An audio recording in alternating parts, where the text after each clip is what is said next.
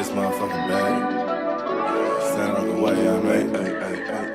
Sacrificing time for this shit, man, I got a plan. Tried to tell niggas years ago, they ain't understand. Riding by myself and it's cool, I'm all in my head. Everything in life you can't replace, I build relationships. Pretty little smile make a nigga wanna lock it in. We met the same time I lost a friend, we should try again. You been on my mind, you should hop in. I ain't gon' hurt you, baby girl, you know we locked in. Used to be on FaceTime calls on the regular. Never made time, landed on my busy schedule. Now every time I hit the bay, you know I think of you. Working on you.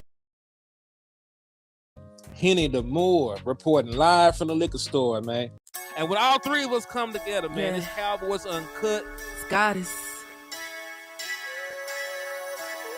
West Coast Cowboy in the middle, the Kanye West of this content stuff. And I'm a day one type of girl. Ain't nothing wishy-washy over here. I don't jump around, stick to one side. Yeah, the silver, the blue, we got them in their feelings.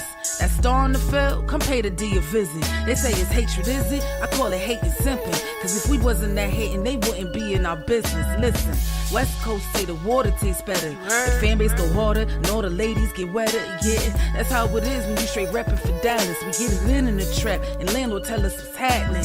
No explanations in no shape, form, or fashion. When Henny drop the stats, ain't nothing else to be asking. Them numbers don't lie, that's why your argument dry. And we still got them rings, you got your eyes on our prize.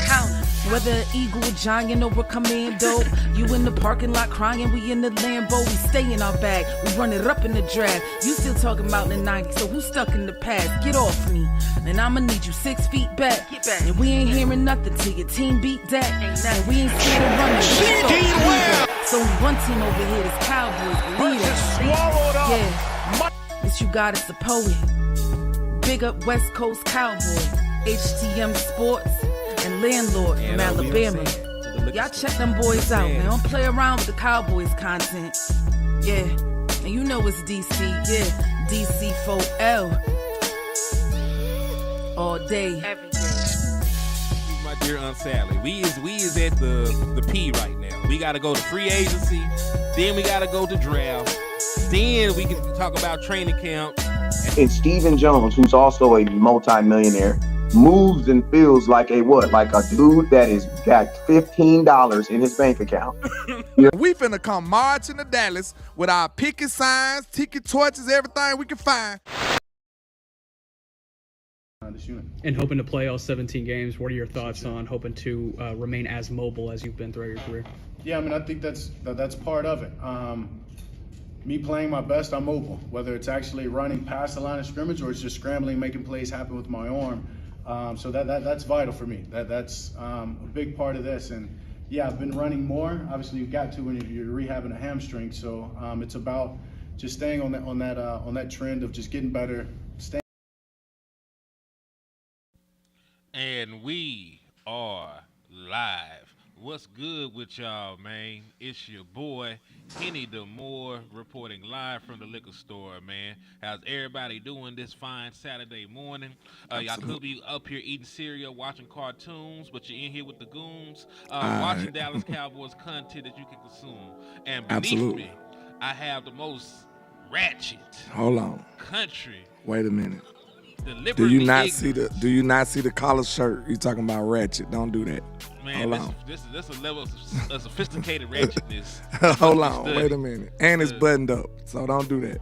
See, only niggas think you put on a collar shirt and it raise your IQ and shit. Oh, okay, my bad. Yeah. I just knew I got a little smarter, my fault. Nah, man, the glasses don't work and the collar shirts do not work. You are the same person you was. Your glasses work. Cause you ain't got them on, and you finna be terrible today. So that's what it is. All your power is in your glasses. Hey, they said Samson power's in his head. My glasses is crazy. Look, he ain't become a regular dude when he take the glasses off. Like he ain't got the stats no more or nothing. I asked him what the stats say. He just flabbergasted. He don't got nothing for me. He said, what a no? Like, what is a stat? Damn, I don't even know what it is. What are people at that ever? What my Game of Thrones people at, man? Game of Thrones be different, bro. if you never seen Game of Thrones before, it's a group of people called the Wildlings, right? And the Wildlings are basically people that's like live in the wild. So they ended up having a wildling and like a sophisticated person together. So he was trying to tell her some stuff, and she was like, what is these marks on paper? Look, they so wild, bro, that she didn't even know what words was, or she didn't even know what a book was. She was like that one statement said so much to me. She was like, you think you some kind of wizard because you can read these marks on a paper? I was like, wow, they don't even know what a book is. Like, it's just different, man. It's just different. So they really thugging over there. They all the way out of it, man. That's how Hen was when I asked him about the stats without the glasses. So, yeah. Anyway, shout out to the Boss Cowboys, man. Salute Shout out to Boss in the building, man. What's going on? Indeed. And my boy just said he rehabbing a hip, man. So he's just cool and listening to us, chopping it up with us, man. I wish you a speedy recovery, my boy. Yes, sir, God man. Get well soon. Yeah, God bless you. Hope that everything works out in your favor. Hope you get back to moving around sooner rather than later, man. Absolutely. But yeah, man. So speaking of rehab, we just heard from Dak Prescott, QB1 for the Dallas Cowboys, and he stated, you know, while a lot of people are asking is he's going to keep running, he said he's going to keep going out there trying to scramble, improvise, make plays. So I'm going to ask you a question, man, because I'm going to give you my thoughts on this shortly. Yes, sir. How do you feel about Dak Prescott running in the year 2025, oh Lord? I think what he means about running is like kind of being taken out of context a little bit. I think they really mean more of scrambling. You know what I'm saying? Being mobile. You see, he used that word mobile. I don't think he mean like, you know, Mississippi State Dak. You know what I'm saying? We ain't got to worry about that happening no more. Like, we just need him not to be a statue. That's what I think he's trying to get at. And people going crazy thinking that he's finna, you know what I'm saying, be doing Wildcats and, you know what I'm saying, for quarterback QB power and shit.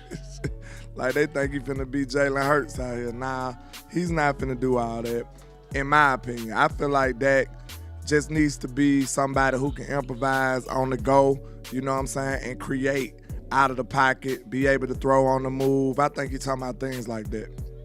I really agree with you for the most part on that. Because while he did say, you know, running past the line of scrimmage, he also emphasized on making plays with his arms, scrambling out of the pocket, right? So I believe that Dak Prescott will still be a mobile quarterback because that's really what his game is based on.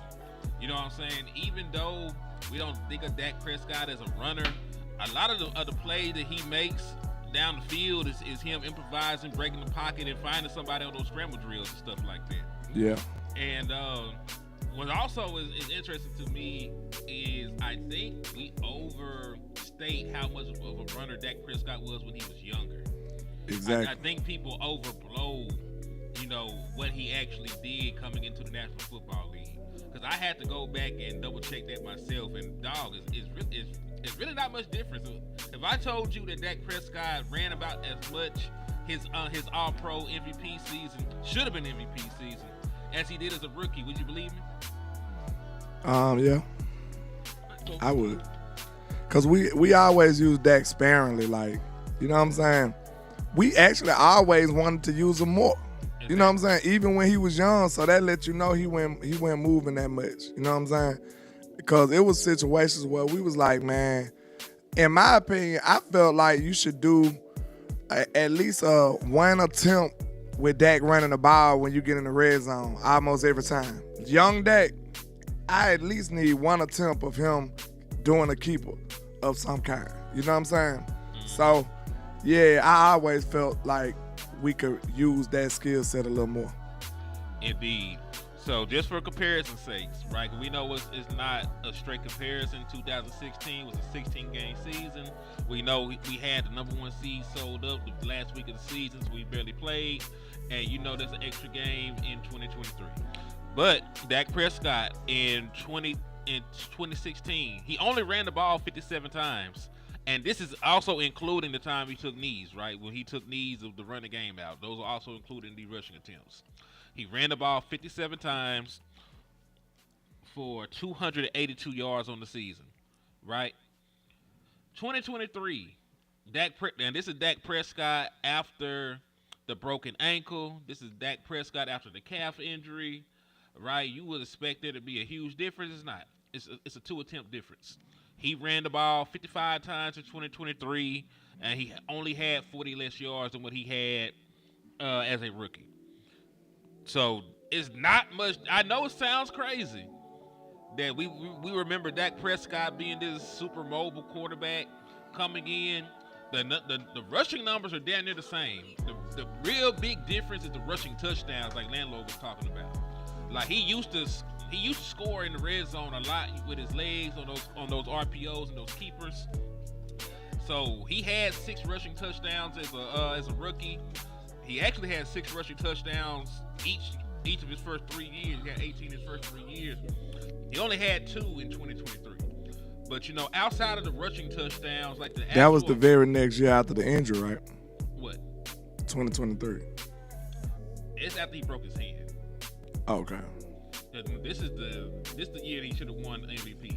Oh, okay. Yeah, this is the year he had the All-Pro nod, 2023. Because remember, it was this year that I'm showing right now, and then it was the year that everything fell apart last year. So they're like the best version of Dak Prescott still ran just as much as rookie Dak Prescott did, just by the numbers. I know situationally it might be a little different, but it's not much difference in what I'm trying to say.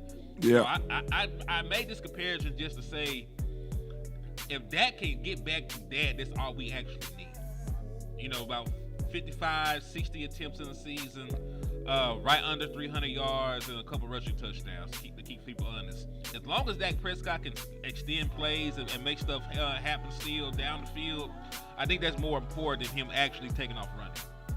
Yeah, I agree. We just need the threat of it. I feel like we just need the threat of it in the red zone. Right. Because I remember seeing film, well, he should have kept it, but you know what I'm saying? It wasn't a real threat no more.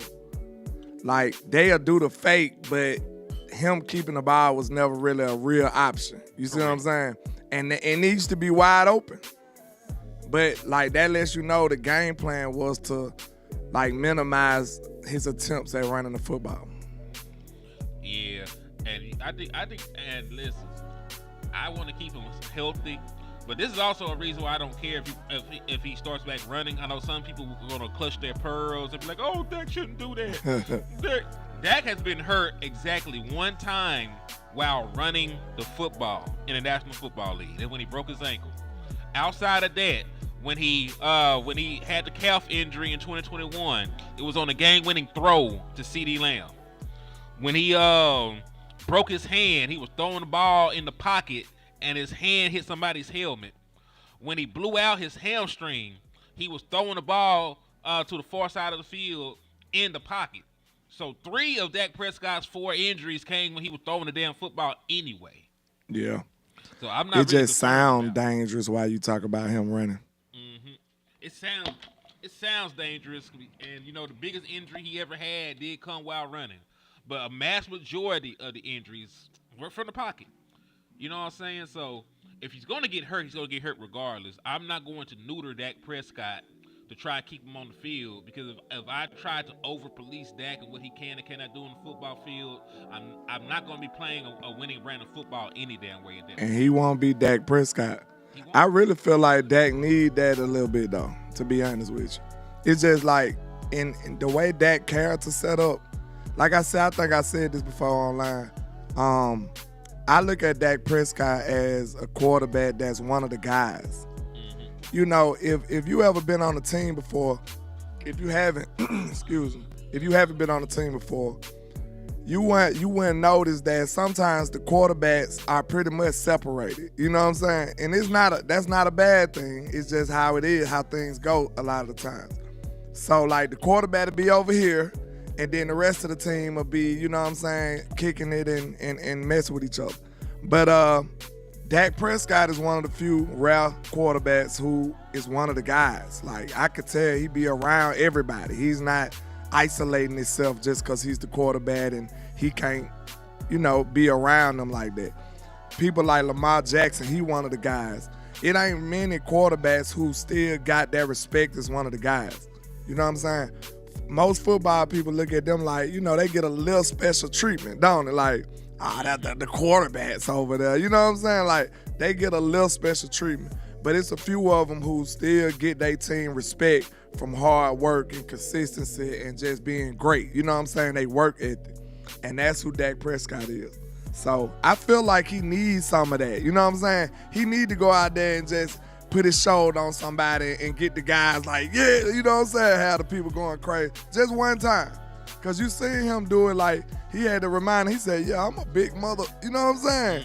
Mm-hmm. He ran somebody over and was like, yeah, I'm a big dude, bro. Like, don't think this, you got me messed up type vibe. Real talk. And I'm about 6 people short. I'm 6 people short of 3,000. So there's 6 people out there in the trap that ain't subscribed to the liquor store yet. Go on the sub up, help your boy out. We've been pushing to reach this plateau. We ain't over here on steroids. We doing this shit all natural. So it's gonna take a little bit longer. But we got some real supportive fans that been helping us push through. Break these barriers. So I appreciate y'all in advance. But yeah, man. Let's go and get hand over there, man. I know it's at least 6 people watching that's maybe not subscribed to HTM yet. So go ahead and do it for us. Let them go and get to this, his milestone. We appreciate y'all. Indeed, man. But yeah, I completely agree with you though, man, because you can tell Dak Prescott that's why they like Dak Prescott so much, honestly, because some quarterbacks you can't come to their house. Yeah, you're not allowed. You know what I'm saying? Man, it's something. Look, Dak be chilling with people who ain't even gonna make this team. True. Think about that. People who ain't even gonna get snaps. Y'all just don't understand. A lot of places that's not the same case like that. Like somebody like Brevin Spanford might not even know the quarterback. Really? Like he's an undrafted guy, badly on the team. He in exclusive workouts with Dak and Ferg and CD and them. Like for real, it's like that. So you will have to get a comparison from other teams for you to see, to actually be able to understand and appreciate some of the leadership you see from that. You know what I'm saying? Marshawn Lynch didn't have Russell Wilson's number. You see what I'm saying? And Marshawn Lynch was offense. He's your starting running back. He's your star running back, and he had to try and reach out to other people around Russell Wilson just to get the man number. So that's crazy. Yeah, so we ain't gotta be friends. We can still work together, but we ain't gotta be friends. I think the guys genuinely like Dak and ready to, go to war for him.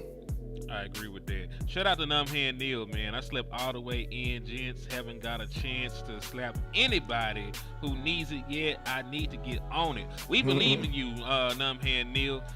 Just because you are delayed does not mean you are deferred. So you can slap all the turd birds you want, man. Because I believe in your ability. You is the best slapper in the state of in the United States. The best slapping slapper is why. Yeah, the best slapping slapper, man. My boy be going crazy. Numbhand Neil is a beast with it. Numbhand Neil, man. Salute.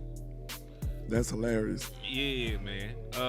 Salute to Mr. Sadiqa Charles as well, Jameson Taylor, Ty Church, Johnny Woods, everybody sliding in. Make sure y'all hit that like and share button, man. We about 71 deep across all platforms right now. Let's get it. Oh, did the baby make it here? So they said she actually had the baby? He's saying congratulations Dak and his family. I know they just announced it's going to be another girl, but I don't know if she arrived. But salute to Angie. I thought they was kind of early in the pregnancy, but I ain't sure. I don't know. She looked big when I seen her, but she a whole little thing anyway. You know what I'm saying? She already slim. So ain't no telling. What's up with your buck? Jose, what's up with you, man? Salute to all the folks rocking with your boys, man. We appreciate y'all. Indeed. So, man, let's move, man, to another subject. Because if y'all were late coming in, we were talking about Dak Prescott's comments about, running. You want to catch that to start the beginning of the show. But we're gonna move on to a different topic, man, because there's a little disrespect going on right now, man. Because when is it not? When is the Cowboys involved? Huh? yeah. So the over under for the Dallas Cowboys this season is just 7.5 football games. Yikes! It's just 7.5 wins. So I'm gonna ask you what your thoughts on that is. How many? And listen, we do not have the final roster yet. There are still other free agent moves that can be made. There's a whole draft that's going to fill out this roster. So I'm just going to base this off of the current roster as currently constructed, pre-draft. Just looking at what we have right now at our disposal. Looking at this list, landlord, how many games do you think the Dallas Cowboys actually win? Right now. Yeah, right now with what we have. Remember, we're not counting the draft. It hasn't happened yet. We don't know what we're going to have. It's kind of iffy because, everything changes from year to year. But since this all the information that I have, Yes. I'm going to go off. I got to lean on history a little bit. You know what I'm saying? So usually we don't beat the Packers or the Chiefs. So that's 2 L's, I probably say. We usually beat the Chargers and the Vikings. I don't know. It's kind of iffy. We be losing to the Cardinals sometimes, don't we? We have not beaten the Cardinals since 2017. Wow. So, yeah, I say that's 2 wins. I have to lean on history and say we'll lose that one. The Bears game, I think we'll beat the Bears. We don't typically beat the Broncos. Never. Let me see, 2, 3. And we usually beat the Lions, but not last year. We didn't beat the Lions last year. It's going to be in Detroit, as you can tell. So if we ain't ready, we ain't going to win that one. So that's 2, 3. I think we'll beat the Raiders, even though we don't beat them. I just don't think they're a good team right now. That's 4. And then Jets and Panthers, 4, 5, 6. And then we look at the division. Yeah, I'm going over 7. If I look at the division, I feel like we still will sweep the Giants. 6, 7, 8. That's 8 right there. But we don't beat Russell Wilson in the regular season. The Giants. He's still on the Giants team. Man. And I still look at us as we should split with the Eagles with a healthy Dak Prescott. I don't see them sweeping Dak. You know what I'm saying? And we probably split with the Commanders. So how many that is? You gave us 10 wins, I think. I feel like we're going over 7 for sure. Those division games and that Raider game, that's a little iffy. But it could be on the high side. Say, for instance, the Cardinals just bad and we beat them. Mm-hmm. You know what I'm saying? I think that's where I'm going to land with it. All right, so I'm probably leaning towards a similar. Man, I'm probably leaning towards something similar. It's gonna be hard for me to say we beat the Lions though. But the Jets and Panthers, we should be able to beat the shit out of them. The Raiders, I think Geno Smith's a good quarterback, but I think that we should be able to pull that game off. It's probably gonna be a prime time game. We beat Geno Smith the last time we played him, so that's 3 wins, and I think the Seattle Seahawks had a better team too. Facts. So that's 3. I'll say that's 3 wins right now. The Bears would be a 4th win. So I say we can win 4 of those road games then, right? And then you look over there. I do agree. There's no way in hell we're going to beat Patrick Mahomes and them. The Packers always have our numbers for some reason. I don't even know they're a good team. But even when they're a bad team, they beat It don't matter, bro. They usually beat us some kind of way. And I agree with you. We always beat the Vikings. We always beat the Chargers. Cardinals, we never beat them. Matter of fact, Colin Murphy has still not lost a game in the state of Texas in his life. Because he was undefeated as a high school quarterback. When he played in college, he never lost a game in Texas. As long as he's been in the NFL, he's never lost a game in Texas. So he's still undefeated in the state of Texas. It's like his superpower playing there. It's gonna be hard to beat that boy. Yikes. So I got us. That's 6 wins so far going into the division. Like you said, we probably split with both. And this is the thing. I think the Giants are good enough. If you don't get your shit together with the way your team's currently constructed, you might split with the fucking Giants. I agree, actually. Real. If you might split with the Giants. But I just leaned on history. That Right. You remember that's what I was saying. So yeah, I agree actually though. But you know what's crazy? There's still more than 7 wins, though. Mm-hmm. That's the disrespect. But technically, you got to get to 8. So Yeah. Yeah, but that's still more than that. That's 9 wins right there. I gave them 6 coming into the division. If you split with your division opponents, you beat them at least once. That's your extra 3 wins. y'all let us know how many wins y'all predict for the Dallas Cowboys. It's The way the currently roster is currently constructed. Yeah. Because listen, if we go crazy in the draft like this, I'm moving this shit to like 12 wins or something. You know give me my wide receiver in the first and give me a dope running back. Shit, that number going up. easily. But that's what I talk about the disrespect. Because landlord, how many games did we win last year? About 7, right? I think we won 7 games last year. If I'm not mistaken, we were like 7-10, right? So with your quarterback healthy, CeeDee Lamb coming back healthy, Micah Parsons healthy, you re-signed Osa Odigizua, you made some depth signings, you re-signed Dante Fowler, right? And you're going to get DeMarvin Overshown and Trayvon Diggs back at some point during the season. And you getting Sam Williams back this year. And I be forgetting to even add my People boy forget in. Sam Williams. That's why I really ain't been paying attention to that edge talk. Because we know the Joneses, like, they want to get something from Sam. So they going to give him opportunity. Mm-hmm. They gave him opportunity last year. They moved all the defensive ends. Mm-hmm. It was going to be his year. It was his time. Yeah. So I tell you what, and I think this is fair. We're a 9 to 10 win team right now, and if we get the draft right, we can be a 11 to 13 win team. It's going to be dependent on the Joneses though. And We got it depending upon the way how Shoddick do too now. Like, he's a brand new head coach. I know he's been around it forever, but it's different when you running the show. Yeah, I just felt like this was disrespectful. Like, you won 7 games with Dak Prescott missing half the season, with CeeDee Lamb missing part of the season, with Micah missing part of the season, Tank, Diggs, Bland, like every major star you had last year missed a prolonged period of time. So the Diggs and Bland. And yeah.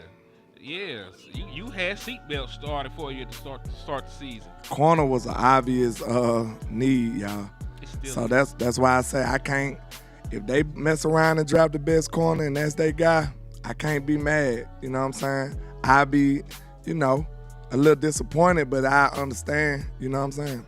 We really need a corner bad. To be honest. Yeah, because, dog, like, you're going to lose games just based on corner play. Like, you lost games based on corner play last year. Like don't get it twisted. You probably are able to beat the Ravens and the Saints if your corners play a little bit better that game. Especially the Ravens. Like, one of those touchdowns, Carson just couldn't stay on his feet. It was like a little curl, like a little comeback route. He failed. That man that went up the field. So, corner play is important. So I understand where you're coming from. I ain't gonna hold you. I'm still be mad as a motherfucker though. They draft a corner over a wide receiver. There's one there. Yeah, that's the only thing, because wide receiver is so. What can I say? It's not enough of them, man. Like, it's not enough needle movers. You know what I'm saying? It's not enough game changers in this draft. As far as wide receiver go, last year was the cream of the crop at wide receiver. For some strange reason, we didn't draft one. And listen, like, I don't understand these boys, man. We would have did good drafting one in the kneeling pick. Yeah, it is what it is. But I was gonna say, dog, corner is like that this year. That's why I don't want one first. Oh, corner deep like that? It's super deep this year. You know what I'm saying? Like, you heard of some of these other guys. Like, you heard of old boy from Texas. You heard of Will Johnson from Michigan. You know, you even heard of the boy from Kentucky, Harrison. But there's so many other corners in here. You know, there's like Kobe Bryant in this draft. There's Amos. Yeah, Trey Amos. There's a ton of corner talent this draft. They're sprinkled throughout the rounds. Even the Muhammad boy from Oregon, who's going to be a late round pick, is a damn good prospect to be looking at. So I don't even look at corner like that, being like I gotta grab it in the first. I feel that way about wide receiver though. You know what'll be crazy? Dang, that's why we should have spent some money on a running back. We should have got that in the free agency or something, bro. Cause I just had a vision. I'm like, what if we went receiver, corner, and then like safety? Our secondary might be crazy in a minute. Cause I feel like I think we can agree, bro. We need to upgrade at safety too. I'm sick of them boys. Like they all right, but I feel like we need to be better. But I forget, we finna let Ranye and them play now, right?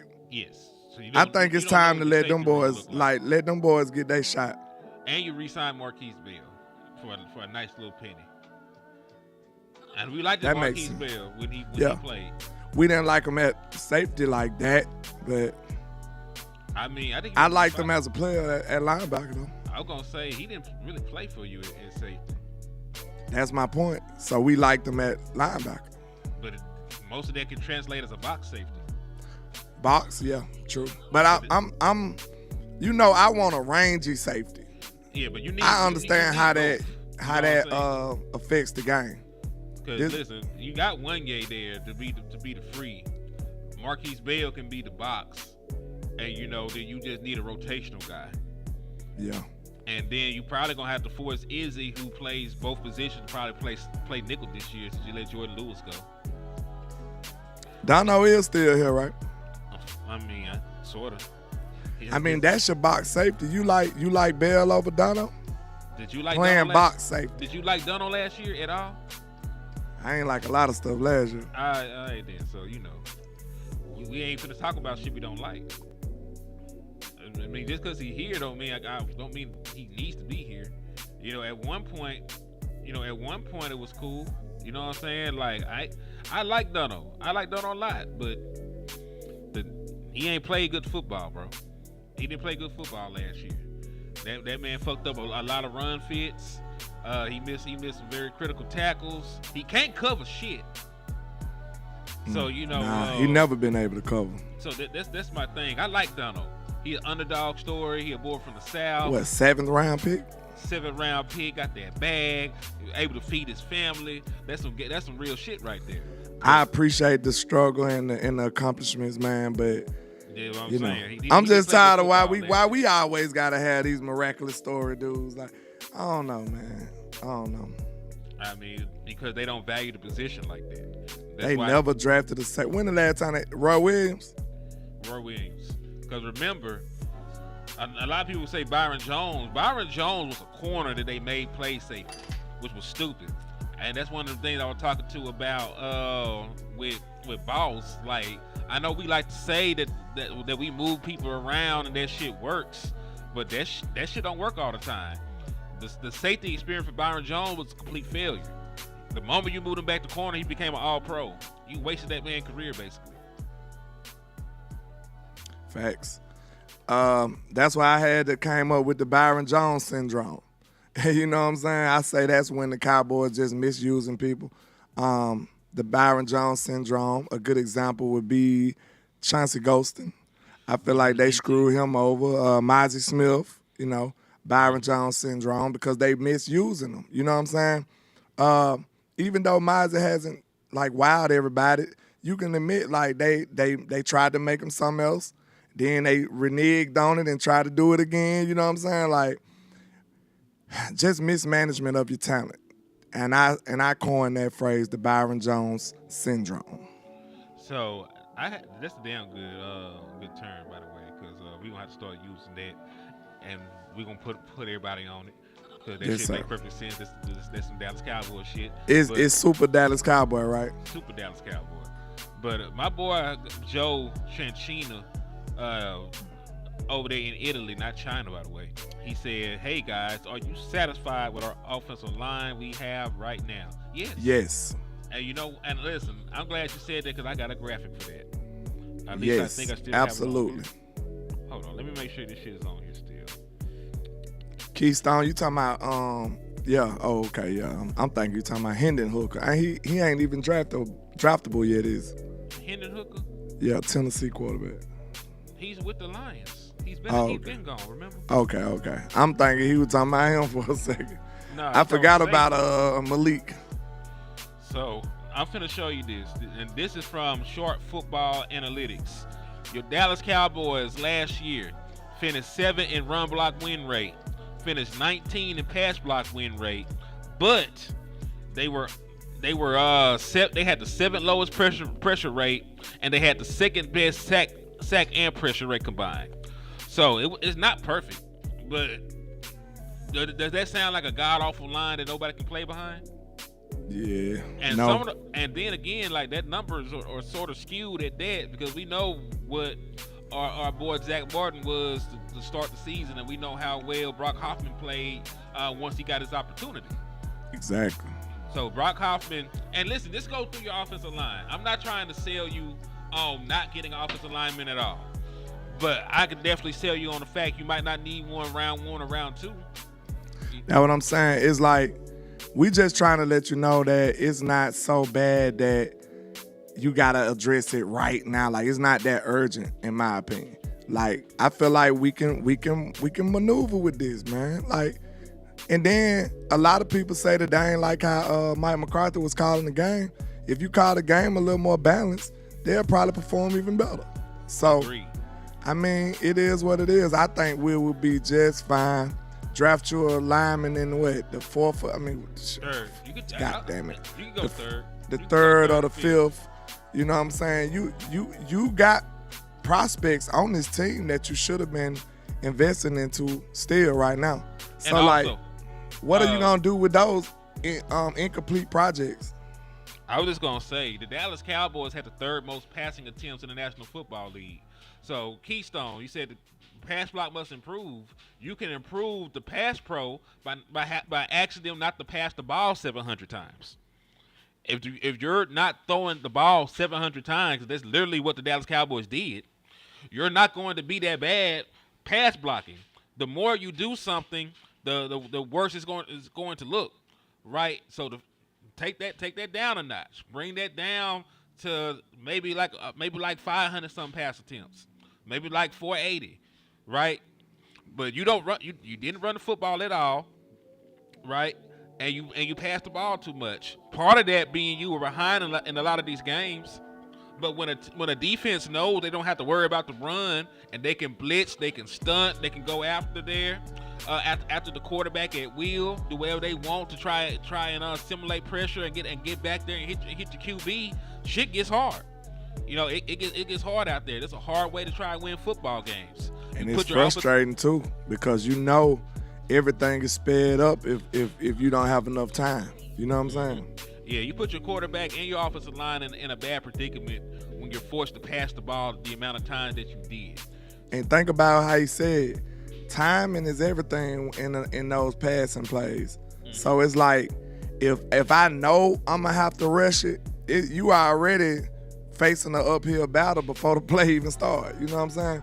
That's why Mike McCarthy has started overcompensating, trying to have these 2-step drops and all this little quick stuff, because timing is everything in the passing game. That's why you seen Dak and CD struggling at the beginning, because they didn't have their timing down. And can we also talk about the elephant in the room, landlord, while we're here? Sure. You had 2 rookie offensive linemen playing positions they never played before for the first time in their fucking lives. Yikes. Tyler Guyton was a converted right tackle, never played the left tackle position, and he was out there starting at left tackle for the first time in the NFL. Cooper Beebe was playing center, and he is a natural guard. He had to learn to snap the ball over the offseason. So you had 2 rookies playing positions they never played before for the first time against the best players in the world, and y'all thought that shit was going to work. I'm just saying, you replaced 40% of your offensive line, and the guys you replaced them with had no experience at the positions you plugged them in at. And you're wondering why your offensive line was bad. Byron Jones syndrome again. Byron Jones syndrome. That shit got a ring to it too. What's up with you, Angry? Thanks for tapping in. So What's happening? So Boss was talking about I be putting too many bullets in people. I'm gonna give these niggas a handshake, cause that's some crazy stuff. You ask Tyler Guyton to do. That's some crazy stuff you ask Cooper Beebe to do, man. So it's crazy what they asked Mazda to do too, just to be fair. I'll give you that. I ain't gonna shoot the man too badly. Real talk, they made the man lose weight, and then they told him to gain it back. Then they asked him to do something different from what they drafted him for. Like, when you draft me, bro, that means you like what I was doing. How you gonna put me on your team and then tell me to do something else? What, do that make sense? Nope. It don't make sense. So you got to be fair about it. All right. My boy Angry said, I think the O-line needs time to gel. I agree, too. Because let's go through what you do have right now, right? Tyler Guyton has a year underneath his belt. He's a superb athlete. He's a first-round pick, right? He should be your left tackle going forward. He has the work ethic. He should be a better player, a much better player this year. Tyler Smith is already one of the best guards in the National Football League. We can all agree on that. He's an all-pro. He's going to be what he is for the foreseeable future, right? You talk about Cooper Beebe. I would rather keep Cooper Beebe at center at this point. I know y'all like the idea of him playing guard, but he already learn the position. He already has that time and development there. Let him continue to grow at that spot. He was a very good center for you last year. He's powerful. He's learning the mental part of that game. He'll be better as well this year.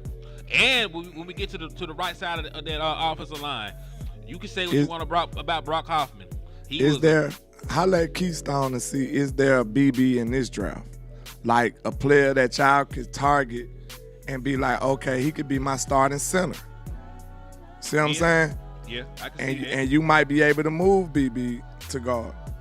Right. But I was just going to say about Brock Hoffman, the man was a top 11 graded guard last year. We're talking about replacing him. I know people talk about sample size and shit like that. He played over 600 snaps. Right? He played over 600 snaps. It's not like he played 80 snaps, 100 snaps, and we're going off of that. He played over 600 snaps and only allowed 1 sack and only a couple of pressures. One of the highest graded pass blockers in the National Football League, and we're talking about replacing him before we even know if he can do the job for a prolonged period of time. Now remember, this is the same football team that let Connor Williams go, and Connor Williams went on, changed his position, and he got All-Pro consideration before he got hurt. It's the same football team that let Tyler Biadasz leave because he wasn't perfect, and he's anchoring in the middle of an offensive line that went to an NFC Championship game.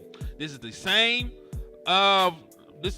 team that let Connor McGovern leave and become a Pro Bowl offensive lineman over there with the Buffalo Bills, and he helped secure the interior of an offensive line that went to an AFC Championship game. All I'm saying is your track record says you need to at least see what the hell he is before you let him walk out the door, or before you give the job away. Like you said, all them good. We let some good starters walk out of this building year after year. So you got to think, we didn't even tally that on y'all bill. We didn't even tally that on the old lineman bill. You see what I'm saying? Like we got 16 right now. True. Let alone the ones that left out the building who was good enough to play on your football team. And then now you started drafting other players and keep developing and keep having these project players when you actually left startable people to walk out the door. It makes no sense, man. It really don't. So that's why when we say the O-line, F the O-line in this draft in the first round, don't be mad because we let y'all have it. It's our turn. It's our turn. Pass the stick. I'm sorry. It is wide receiver turn. It is running back turn. It is skill position turn. It is DB turn. All of that has been neglected. You know what I'm saying? You got to think. DaRon Bland was really like a miracle. Mm-hmm. We didn't really invest nothing else in the second corner for real. When you think about it, we got Trayvon Diggs, and then DaRon Bland just became a league sensation. Thank God. From a 5th round pick, right? So we really didn't even pay our bill for a top tier premier type corner. So that's why I say our skill positions, it's time. It's time. I agree with you. And this the thing though, Ty Church. Tyler Guy is not a left tackle, but there's no talk of moving him. Right? Like you mentioned, Cooper Beebe is not a natural center. We changed his position. Tyler Smith wasn't a guard coming into the league. He was also a left tackle. We moved him. Cowboys just do what they want to do. Yeah, so we could say he's not that, but I'm also not going to knock Brock Hoffman to say he ain't something when he performed like a top player at that position last year. I want to ask some of these O-lineman gurus that's in our space one question. Do y'all think if these guys was in their correct positions, would that be a better line? So I might need to post that. Would that be a better line? Or do you think is this the best way it's assembled right now? Because the Cowboys shuffle this whole thing. Like, they just putting people where they want to put them.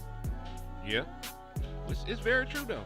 Would that be a better line? Because you got to ask yourself, if you put BB at center, would that be better for him? If you put Tyler Smith at left tackle, would that be better for him? And I think when he a left tackle in college? He was, but I think it's so far removed from that, it's too late. That is like, yeah, I feel what you're saying. He doesn't have the reps or the time on task at left tackle at the NFL level to be an all-pro left tackle when he's already an all-pro left guard. Well, maybe let's make it theoretical. You know what I'm saying? No, like, in theory, if they would have did it properly, would have been a better line? I don't know. Because as much as I hate it, sometimes the shit works. Because maybe Brock Hoffman is a better guard and he is a center. You know what I'm saying? I don't know if I think Cooper Beebe would have been good at either spot just because of his natural talent and his physicality and his power. You know what I'm saying? So he'll probably be a fire-ass right guard, but it doesn't stop him from being a fire-ass center either, though. Because, you know, true. I think for some people it just depends. If you had started Brock Hoffman at right guard, he might have been better. But I don't know if that's the same case with every single individual. I think it's a case-by-case basis. Hold on, hand Neil. He took a break from slapping people. Now he's sounding like Stephen Jones over there. But he right, though. He said we actually have a good problem at O-line with these versatile pieces. You're right, though. Really, you can look at it in a good way and be like, you know what I'm saying? If anything happened, we cross-trained everybody, basically. So, yeah, that's a good way to look at it. Because remember, Tyler Smith did play a majority of his rookie season as a left tackle because he got Dak Prescott hand broke. True. I mean, and he played better as the season went on. He had 1,000 penalty yards, but you know, he played all right. He played much better than people expected him to play. It's just he was so good as a guard the following season. We wasn't trying to move that man back. Did we ever do you got some more on this topic right here? Because it's one I wanted to talk about. Which one? This one? No, I got another one that I want to talk about. Talk to me. I'm ready. Okay. Because I don't think we discussed the tight end position like in depth.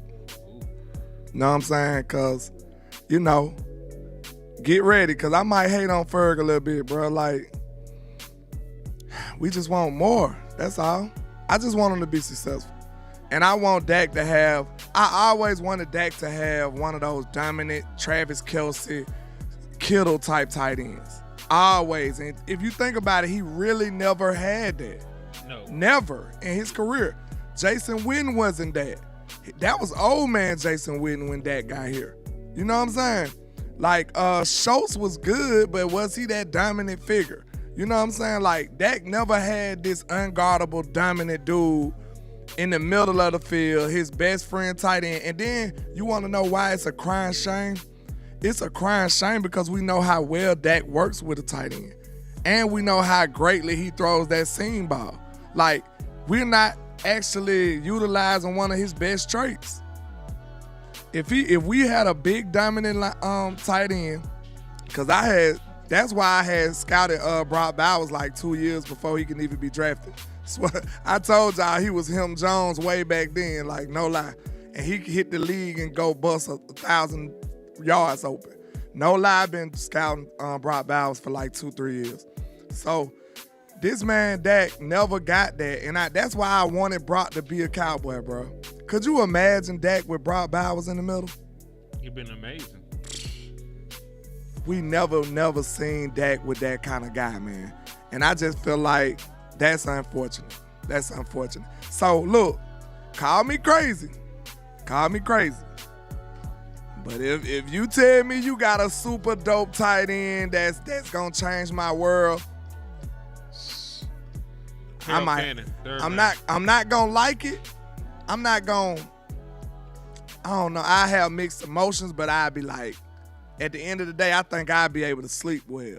I'd be like, yup, Dak finally got that guy. I'm telling you who it is, man. Harold Fanning out there from Bowling Green, 1,550 yards, 10 touchdowns, versatile, was the focal point of our offense. They use him in the screen game. They use him as inline tight end. He did everything, man. And, you know, he put up big numbers against Penn State. He put up big numbers against Texas A&M, so it wasn't no fluke. He's out here cooking SEC caliber defenders. He out here cooking Power 5 school defenders. He was a damn near unguardable, man. He was damn near unguardable. So I would take a flyer on him. The only argument that you have for not drafting him is having an offensive coordinator not knowing how to use him. Can we get him in the third, you think? I believe so. Because we'll have to spend that third on him. Because he's not a traditional tight end. So listen here. If you want to know what will make landlord just, be elated for like the next 10 years, if we drafted a wide receiver, a running back, and a tight end.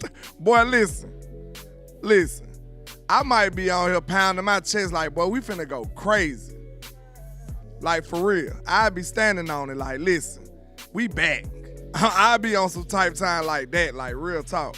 Like, let them get me one of the big three receivers, one of my top 3 running backs, because I ain't even picky about it. Like, I got about top 3 running backs that'll fit for us. I got top 3 receivers that'll fit for us. If they get one of those boys, one of the running backs, and then go get like Terrence Ferguson or somebody, or one of the top tier, like Fanning, like he said, one of these big gangster tight ends, boy, I'd be going crazy out here. My offense then just got a big upgrade. And then now you looking at Ferg like, hey, I want you to still be the guy, but if you don't, we got somebody over here that's finna eat too. Mm-hmm. Real talk. And hey, I know that he ran a 4.71, which is still not bad for a damn tight end. But his max game speed was 20 miles per hour when we're talking about Harold Fanning. So if you're a big body dude, you can get up moving that fast. I can work with you. I did see that Jalen Conyers was a superb athlete that they were interested in. They brought him in for a meeting and a workout, tight end out of Texas Tech. So even the Dallas Cowboys appear that they're looking at tight ends. Cause look, what I asked y'all before. What do you all expect from Schoonmaker? I ain't saying that he's sorry, but I'm saying, like, I don't know if we can have expectations for him. So that's why I would draft like he don't exist. Right? Like, if you would have, if you know good and well your cousin is a bum, and you went half on him on a trip with him, you already know you finna have to pay that other half. You know what I'm saying? You knew better before you even did it. So that's all I'm saying, man. You can't expect something out of nothing, basically. Indeed. My boy G Said, give me my wide receiver in the first, and I wouldn't care. Y'all can have the rest of the draft. Who said that? My boy G. Whiting. Okay, yeah. He ain't lying, though. He ain't lying. Listen, that's like, before I buy tickets, that's what I got to see. Like, I got a homeboy, he a Chiefs fan, unfortunately.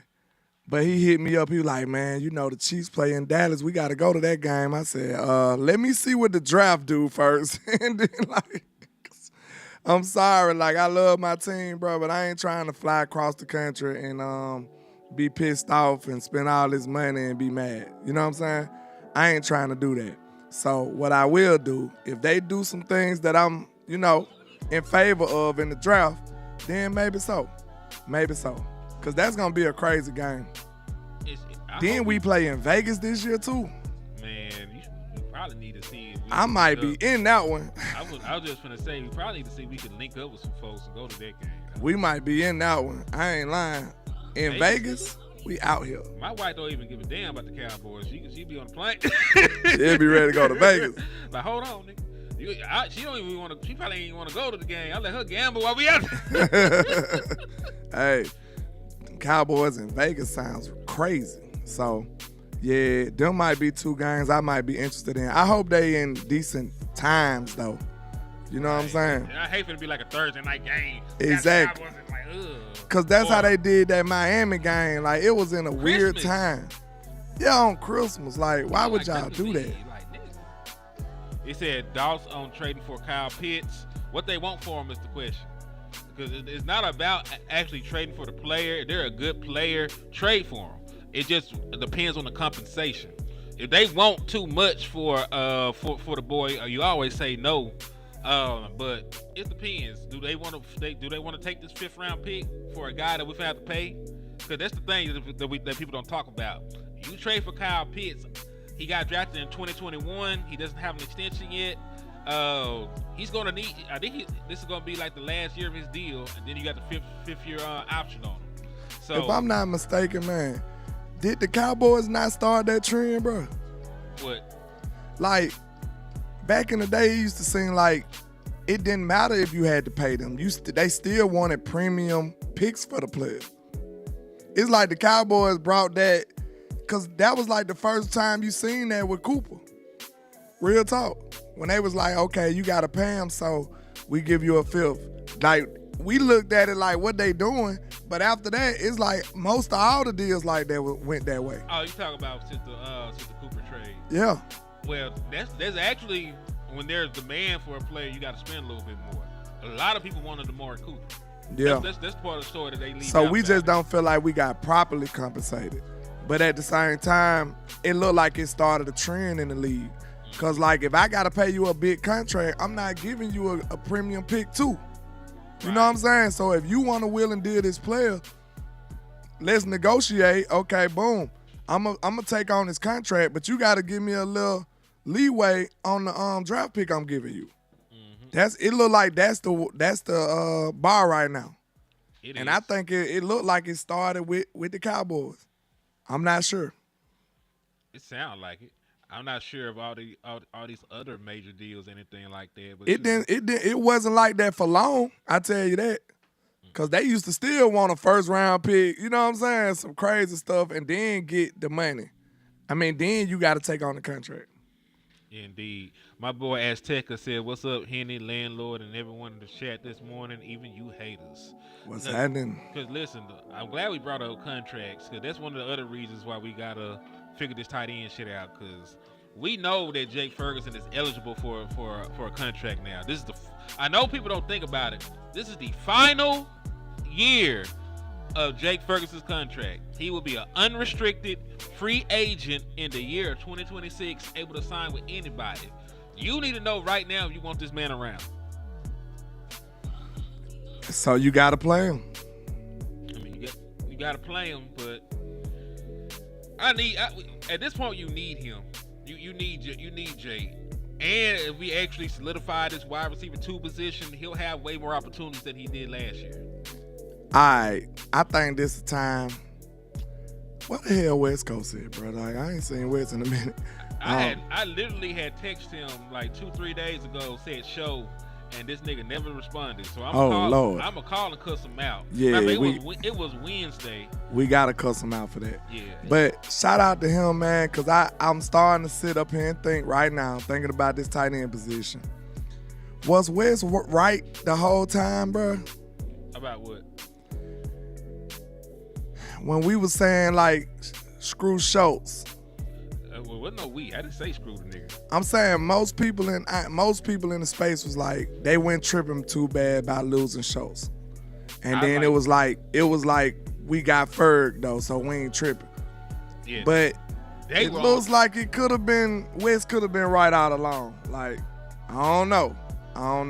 Let me just hold my nuts real quick. Cause you remember we was banging that Wes though. A lot of people were like, man, I'm trying to differentiate myself. Y'all niggas was banging with Wes, or whoever was banging with Wes. I was with the nigga on the show shit. Yeah. But we did multiple shows about if you went that path, you might well have both them niggas. That was what we were pushing back with. You might well have Dalton Schultz and the nigga Jake Ferguson. Cause that nigga show he could do a little bit of robbing shit. You could have had a 5-12 personnel package, and Dalton Schultz was still that nigga. But you know, and Dalton Schultz still balled out last year. Yeah, so you know, I was just trying to differentiate. I had to just let people know where I was on that side of history. That's all. Oh, it's no problem. I was fucking with Dalton Schultz, even though. And shout out to my brother Boss. That nigga had a fire-ass smear campaign. He was talking about them hot pockets. Boss was banging. Boss was going crazy on my nigga. I'm like, calm down. he was hot pockets. He used to have a little drop in everything. Boss was going in on him. Boss went crazy. And matter of fact, I know my nigga an innovator, because they still use hot pockets to this day to describe a nigga that just sit in zones. Mm-hmm. So shout out to my nigga Boss, man. But yeah, I fuck with Dalton Schultz, because even though it's not sexy, like that's what you got to do to beat the zone. It was effective though. It was effective. Dak and Dalton though, bro, they was special together, bro. For real. Like I think it's safe to say like they was damn good together. When you look at it, he almost bust 1,000 in 2021. 2020, he had 615 yards. 2021, 808 yards, 8 touchdowns. He went ballistic in 2021. Mm-hmm. He went insane. Know what I'm saying? Then 2022, you go 577 yards, 5 touchdowns. He was injured. In an injured season, he gave you 500 something yards and 5 touchdowns. How many touchdowns did Jake Ferguson score this year? Huh?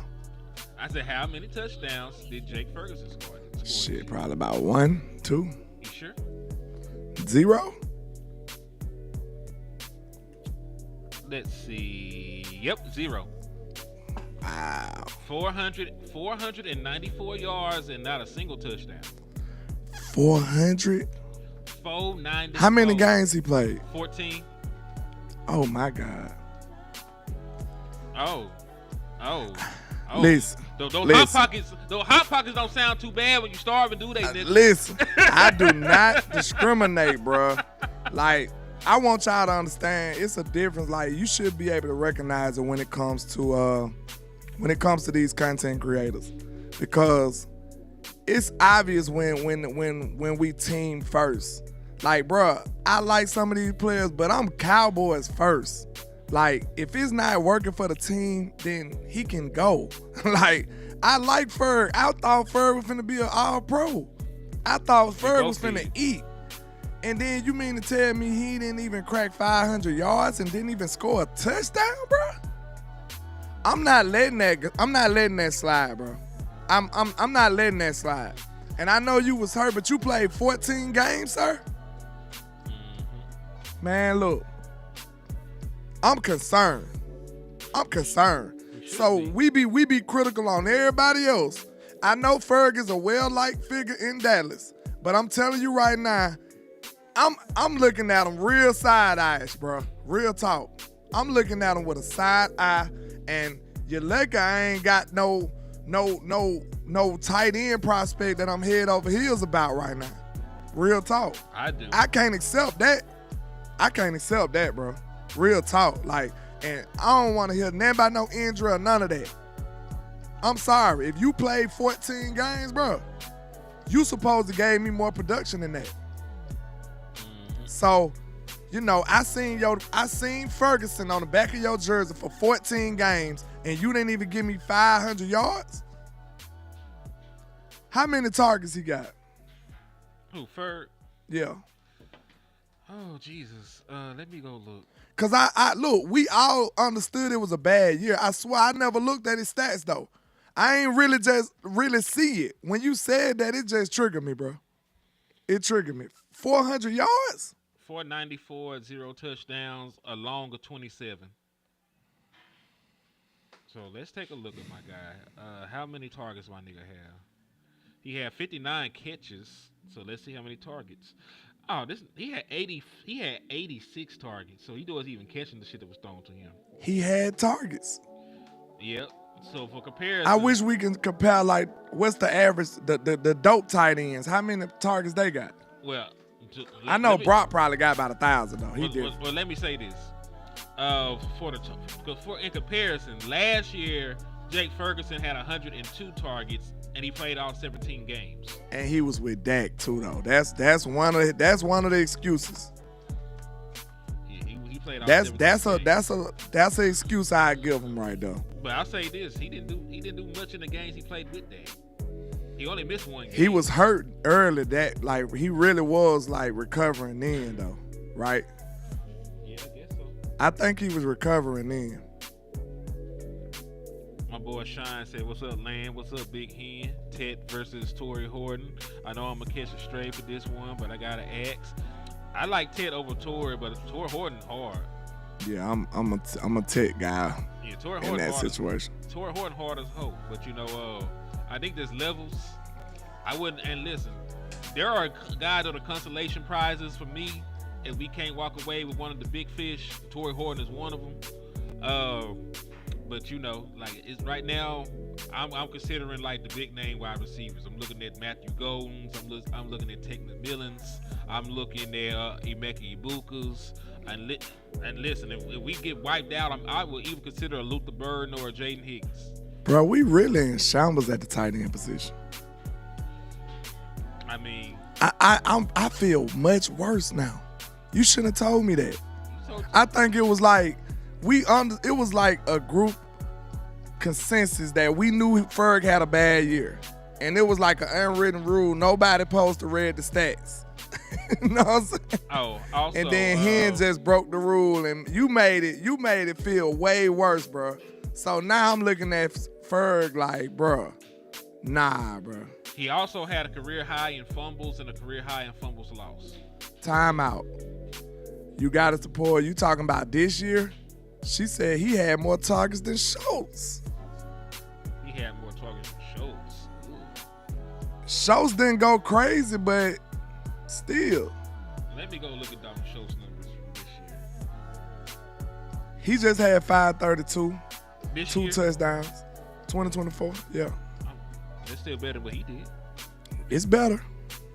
And then the year before, he had 635 and 5 touchdowns, so there wasn't like a major gap in between them then. And then when I'm thinking about Ferg, cause I feel like I'm in a critical situation with him, then I look over to the left and I see Schoonmaker. Yeah, it's sad. I ain't saying like Schoon will never do nothing or nothing, but like, I don't know how to feel after that. I still don't know. Like, next man up, and it's Schoon, we like, I don't know, bro. We should have kept Dalton Schultz. Man, bro. He I ain't lying. I might be. He would have been better with Dak Prescott these last 2 years. He probably would have been. And listen, it's not like he was bad. He was still been pretty good. So imagine this. We said John Stevens Jr. was looking like the best one a couple of years ago, but he keep getting hurt. Yeah, you can't trust him. I can't depend on this guy. I like Brevin Span Ford, really, but I don't know. What was your comment, Keystone? I'm gonna slide back up and see if I can see it. He said, "Oh, Kyle Williams from Washington State. Yeah, I like him as well. I like cuz he a good route runner, 4.4 flat speed. My only concern is the competition he played against, but he's a good wide receiver. But yeah, I'm concerned too. You make me feel bad about the tight end position, nigga. I'm telling you, bro. It ain't like y'all think. We thought we was. Nah, I don't know about that, bro. I mean, that was a terrible year for everybody. To be fair to Jake Ferguson. So this ain't no Jake Ferguson hit job. You know what I'm saying? I'm just saying that I expected better than that. You said what weapons we got on this team besides 88? Because I just thought about it. I can't count a nigga that didn't score a touchdown as a weapon. Can you? No. All right, so we got 88. No. And then at this very current spot right now, the only other dude who did stuff for your offense for real was Rico, and he gone. Damn. Hey, Ty said he feel worse about one take. You ain't listen. There's nobody you gonna draft to make you feel better about one take, at least the first year. That's a position that's like a, you know how y'all cook roast and you gotta cook that motherfucker all day. You gotta be in the crock pot. You go to sleep, wake up, go to work, and come back, and then the motherfucker ready. That's one take. That shit take time. Nigga. So you got it. She want to start some trouble in here. That what it sound like. She said, so Tobit is a weapon too. He did score the most touchdowns. We ain't finna play. But what kind of weapon? Is he like a pocket knife? You know what I'm saying? It's a weapon, but like how dangerous is it? You know what I'm saying?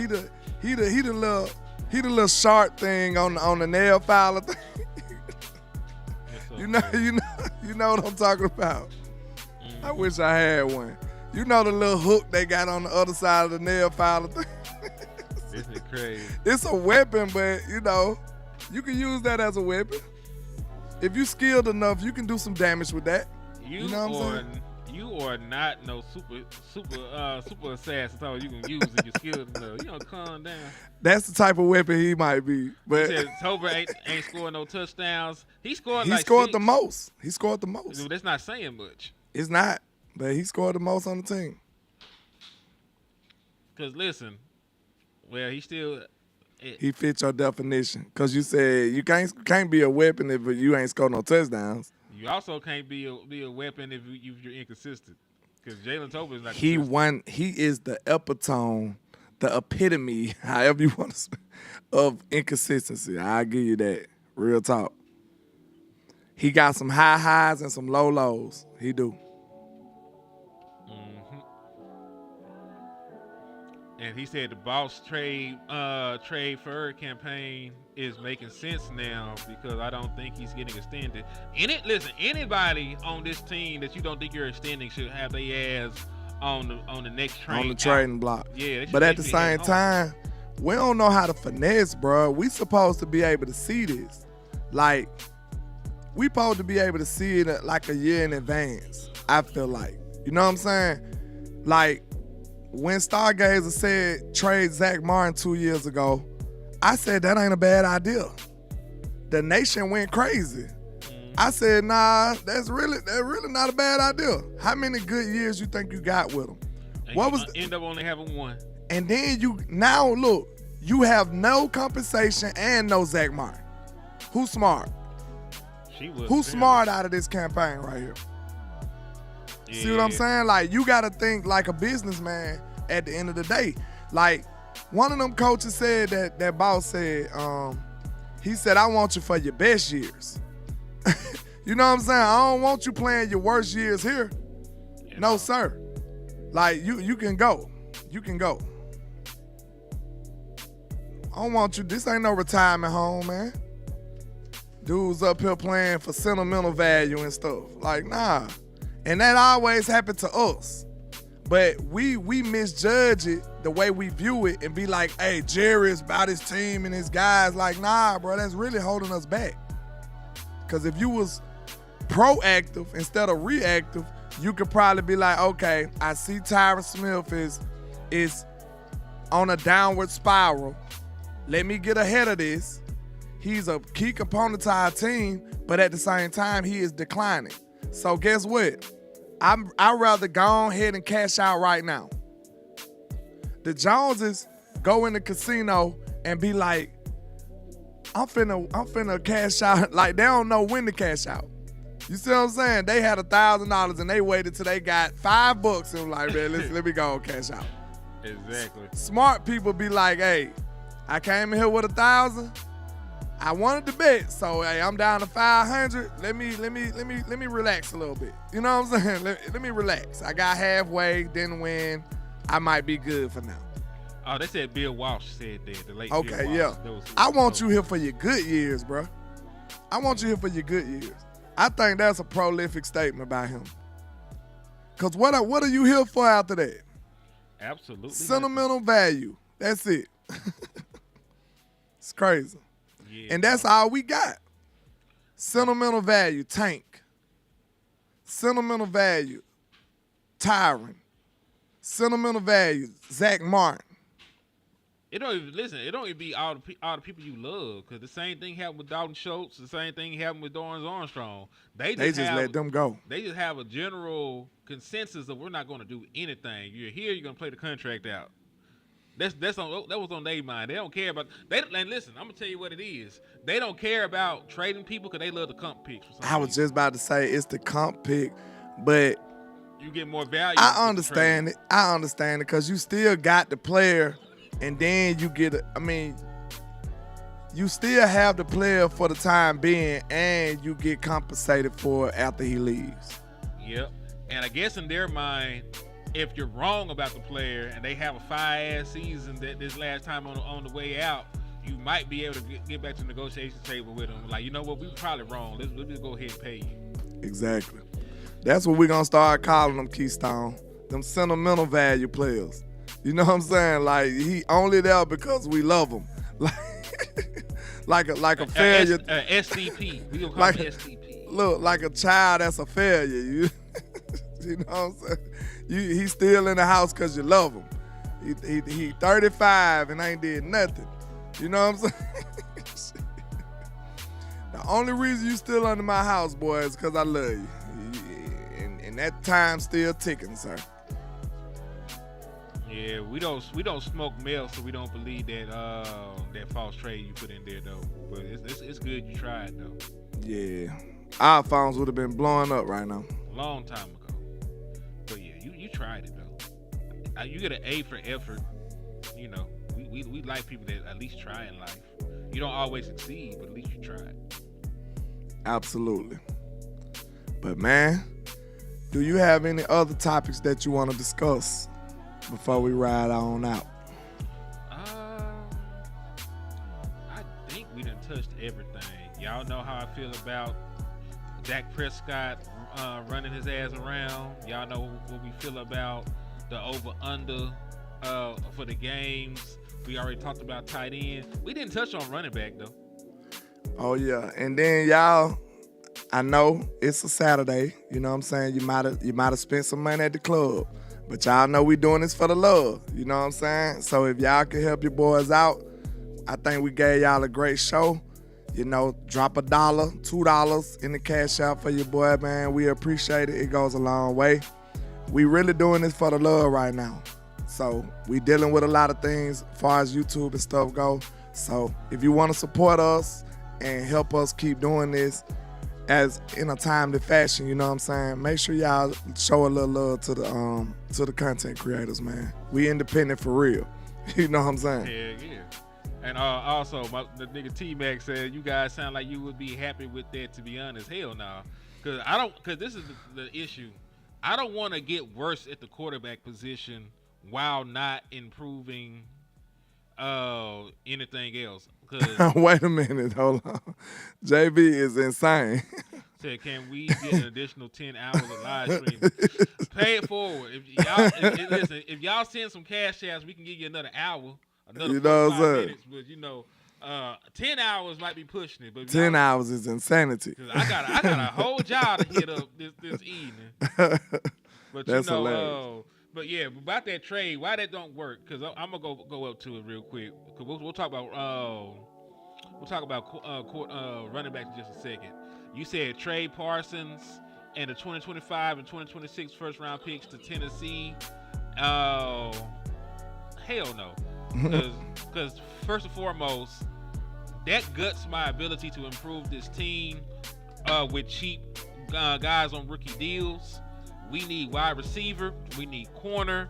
We need a lot of things we need a lot of holes filled.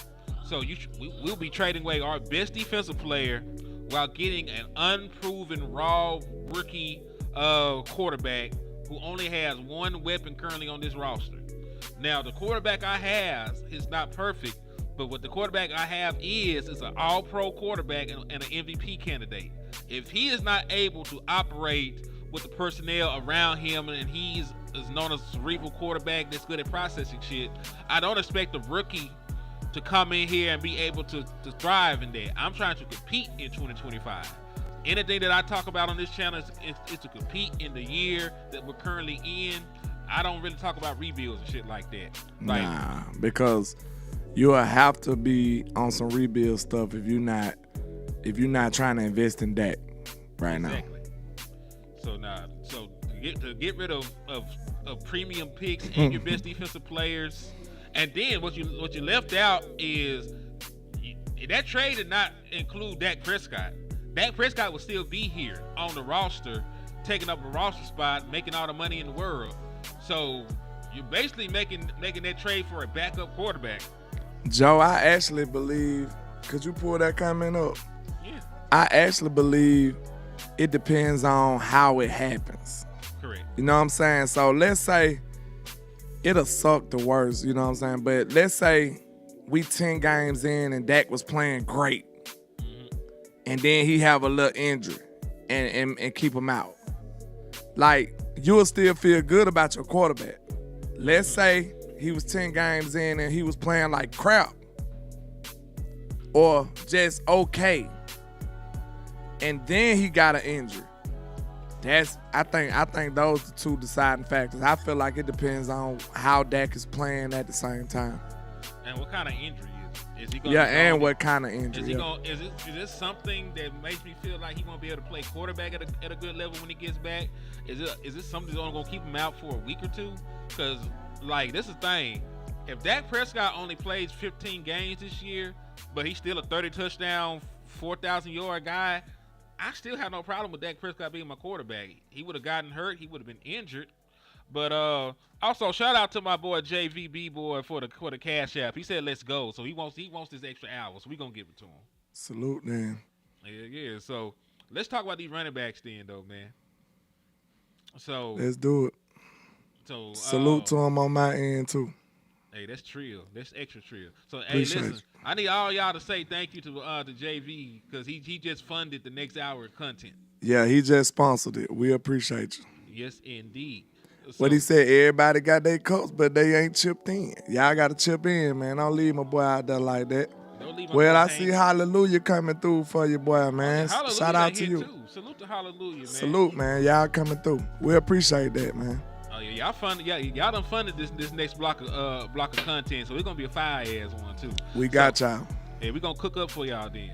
All right, man. So let's get it in. So did you ever get a chance to look at Caleb Johnson?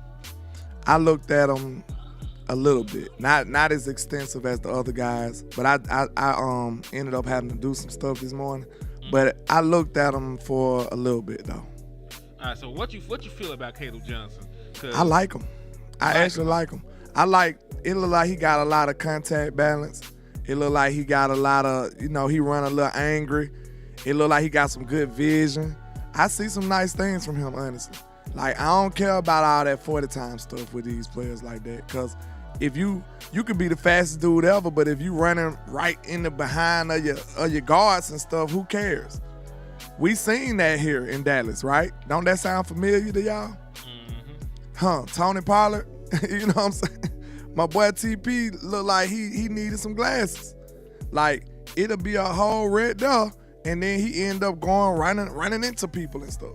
Turpin do it sometimes too, But that's just an example of bad vision. So vision is critical for a running back. Critical. I almost look at vision. Now, the stats, the stuff that I value the most out of running back.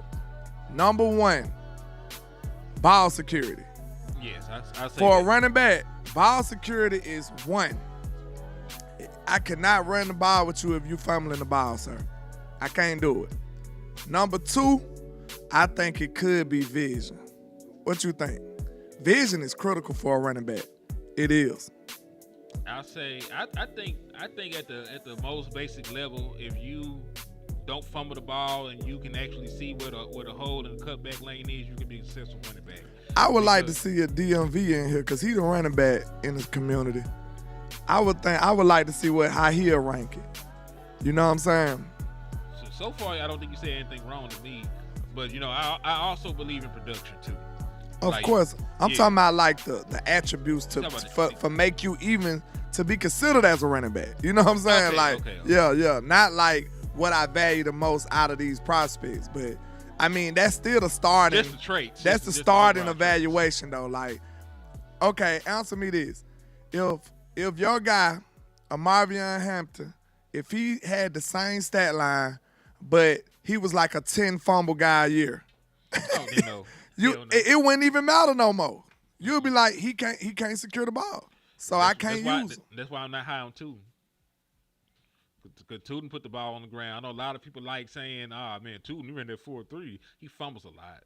Yeah. He fumbles a lot. You can't work with a fumbling running back, bro.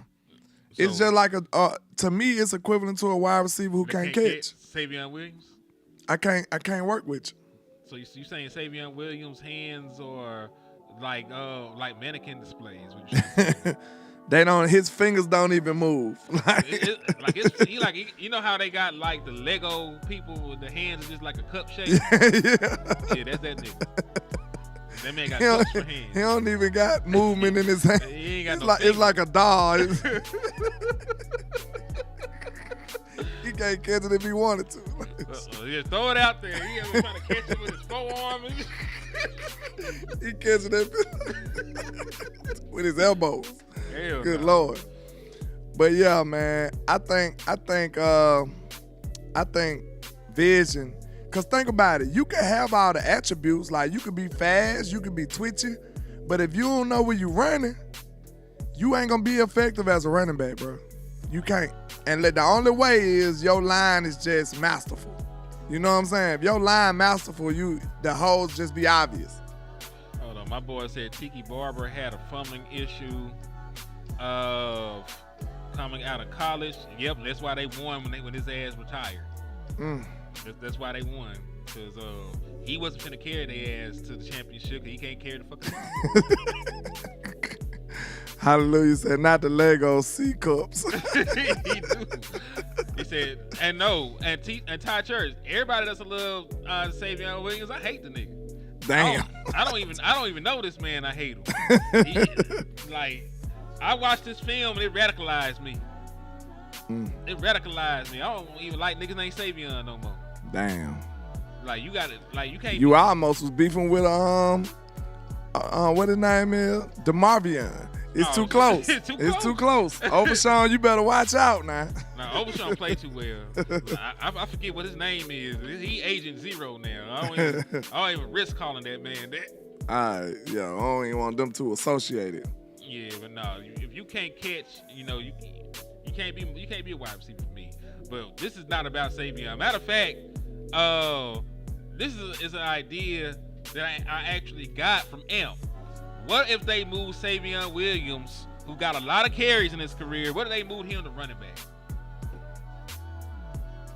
He don't fumble. He just can't catch. And he's 6'5". He got 4.4 speed. He's physical. He already run between the tackles as it is. So what would you feel if you got Savion Williams and you moved and you changed his position and you didn't actually have to worry about throwing a football to him?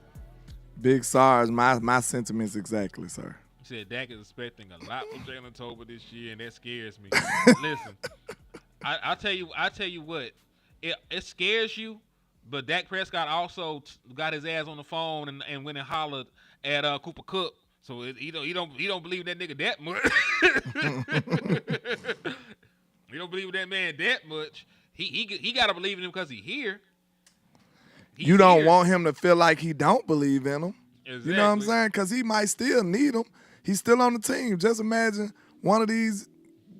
I don't even want to talk like that, but something happens and now one of these young guys, one of our new guys can't play, and then now you got to go back to Toba. You don't want to be beefing with the man. You know what I'm saying? Oh, now you want to throw me the ball? Yeah. Look, he started catching the ball and just throwing it down like, nope. Nah, you dog nigga.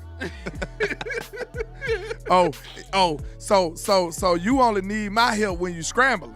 Oh, you see how that is? All right. I'm going to run the opposite way. When you see Dak running that way, you trained as a receiver to run in the same direction. So you can get in his line of sight. Toba gonna hit he gonna go the opposite way. He's like, don't throw me the ball. He said, you're screwed now, Dak. He said 6'5" running back is diabolical. Derrick Henry. Derrick Henry is a big nigga. Like he is like Derrick Henry like 6'4". He like 6'4". So you know what? That might not be a bad thing. Like I know that I'm cracking on him a little bit, but what Amp said, because that was Amp that said it, I'm not gonna take any credit for it. He might make a good running back. He already does the wildcat running back stuff a lot. You turn his film on, look at his touches. He does that a lot. That's a large portion of what his game is.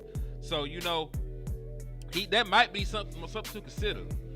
You know what I'm saying? Man, he'll probably just line up and be like a scat pack kind of guy. One of those little what they call them? Them little fake plays, like, you know, the little screens, little gadget guy. Yeah, gadget guy. Okay. Cause you gotta like the yak ability. He real nimble. You know what I'm saying? He got a lot of attributes, but the number one thing, look, what it is, the bread and butter for a wide receiver is catching the ball. Like, I mean, it is what it is. Like, I don't hate the nigga, and I just want him to play better. I want him to catch the football when it's thrown to him. And they say his comp. I'm glad you put that in there, Ty Church, because his comp is Cordell Patterson, who is a return specialist that plays running backs from time to time. They tried him at wide receiver. He's been a better running back, but they're not really similar in size. Like Cordell is like 6'2", and as we mentioned, he's 6'5". So that is a big for a running back. You know, because one of your concerns is when somebody's that big and they play wide receiver, you don't really want them running high. You know, you don't want a high running back. So it might not work long term. Unless you're Derrick Henry. Derrick Henry ran high too. He's just an anomaly. Exactly. He can't run low. Think about that. Like, he just can't. Big. Yeah, he run high. He been running high since Bama, and nobody did anything about it. So they couldn't. It's just one. It's just one Derrick Henry though. So they were asking about Henderson from Ohio State, man. I like him. I mean, I don't know if I like him I feel like he might need to pair with somebody. Do you look at him like a every down back? He was before what's McCullough got there. Cause he's done it before. So matter of fact, let me bring up his numbers from before he got with Judkins. All right, so let me just pull up Travion Henderson, and we'll take a look at his stuff from there. I may be a little biased because, you know, I feel like Judkins is perfect for the Cowboys. You like him because he's a hood nigga? I like him because he's a young YN, though. Yeah, we need that type of energy. If at any position you need some YN energy, it's running back. Right? You want him to be out there reckless, running folks over if he want to. You know what I'm saying? All right, so his first year over there in 2021, he was the primary running back. He had 1,248 yards and 15 touchdowns. He also had 312 yards receiving and 4 more touchdowns. So he had a 19-touchdown season and over 1,500 yards from scrimmage as the primary running back. He went crazy. He got hurt in 2022. He only appeared in 8 games, but in those 8 games, he went for 571 and 6 touchdowns. He only played 10 games. That might be a little concerning. that he had back-to-back injury seasons, but he only played 10 games, but he had 926 yards and 11 touchdowns. This year, in a dual back role with our other guy, yeah, he had 1,016 yards, 10 touchdowns, and then he caught 284 yards worth of balls through the air. So I think it, and it also depends on what you mean by 3 down back. Are we speaking on their ability to pass block, or are we speaking about their ability to run routes? I think I'm really meaning, like, is he the guy? Like, will he just be the focal point, like a workhorse almost? Like, getting majority of the carries. Like, only time somebody else come in is when, when they just sparing, like giving them a couple of plays off. Mm-hmm. They're saying that Henderson is like D'Angelo Williams. D'Angelo Williams was a primary back in the league for quite a bit. Could he handle that workload? That's what I'm trying to say. He has. I mean, I'm just saying, like, I don't know if he can do it at the NFL level. We haven't. That's what I'm saying. That's why I look at him like somebody you may have to pair with, but I don't know. I look at Jenkins like he can handle that workload. I think he can do everything you need him to do at the running back position and be physical. They talking physicality on this team. I think that's the running back for you. I seen him like he's sitting up here lining people up. Looking for like, smoke, huh? Like he looking like, yeah, you, come on. Boom, like he on that type of time. Like he ain't have no business doing that. He could have probably shook him. Like the dude 5 yards away. What are you doing? Just reckless. Like, hey, we finna go head up. Me and you. You was talking crazy earlier. Come on. Like he on that type of time. And I love it. Now Henderson a gangster too though. Yeah, he is superb. He a gangster. He a gangster too. No, like he on that physical type time too. It look like they just coached that in Ohio State though, in their running back room. Yeah, I could definitely see that because both of them, and that's what I like. Both of them are willing pass blockers. I know people don't think that Henderson he could pass block. Yeah, he can block all together. Yeah, he can block. He can run routes. He can catch out the backfield. He got home run capability. So like I think if you wanted to use him as your primary running back, you could. But I also want us to remember we do got 2 running backs on the team already. Like we still got Miles Sanders and we still got Javonte Williams. So like whoever we draft is going to be paired with somebody. At least one of those guys is going to make the team. Yeah. Who is the real question? I don't know if they're going to keep all 3. If they draft the guy and you got Miles Sanders and Javonte Williams, I don't know if Williams and Sanders make it.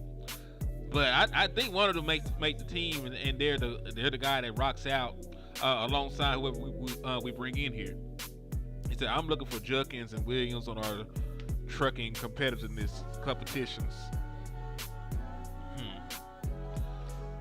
So which running back do you prefer overall? Outside for the Cowboys, or who I think just the best running back? Outside of Gentry, we gonna go. Gentry is the caliber of this. I understand that, but you talking about for Dallas or just who's the best? Let's say for Dallas, nigga. For Dallas, it's Jenkins to me. I think he the perfect fit for us. The way we want to play, I feel like he the perfect fit. Right, let's bring us some Quinshawn Judkins information real quick, dog. Because you are very high on this nigga, though. That's my guy. Or it might be Deuce Vaughn. You know what I'm saying? I don't know if you heard of him, but I almost shot you through the screen. I'm saying he's the perfect, like, bruh, the perfect. You know, you've been seeing all these action figures going around. He started that. You know what I'm saying? All these action figure posts on Facebook and stuff. He started that. You know what I'm saying? He was the first real live action figure version of himself, being himself. So that was him. He's an innovator. Salute. Let me listen. I ain't gonna hold you. Quinshawn shit is impressive. All right, 2022, he ran the ball 274 times for 1,567 yards and 16 touchdowns. He also had a receiving touchdown. 2023, He had 1,158 yards and 15 touchdowns with 2 receiving. This year, he had 1,060 with 14 touchdowns, and he had 2 receiving. 14 touchdowns. He got a nose for that end zone. He has 45 career rushing touchdowns. He got a nose for that end zone. 3,785 yards for his career. 739 career attempts, though. Do anybody got? I want to see how far away the second player. I mean, like, how many touchdowns these other dudes got in their career? Because that sounds like a lot of touchdowns to me. Let me pull it up Ashton Genty. Ashton is different now. He don't count. He probably got like 80. Let me look. I want to know. Because listen, you selling his boy short. He might have more. You don't know. You never know. We don't know until we look. If now I'm going to value that. Because I think he giving me Zeke vibes too. Like, we had such a good experience with Zeke, in my opinion, that, you know, we might want to revisit that. Tap back into history or something.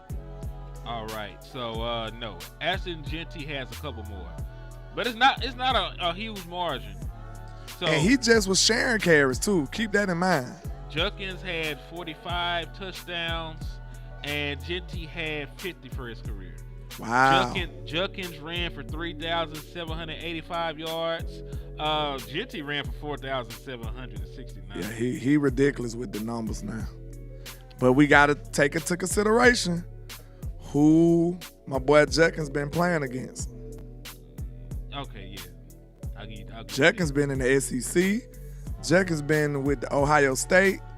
Like, Judkins been playing some of the better talent in the nation.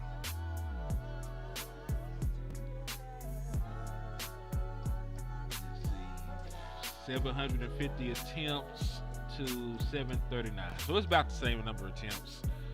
Just about the same number of attempts. Judkins actually played 2 more games. So yeah, they both good prospects. So, I like Judkins for us.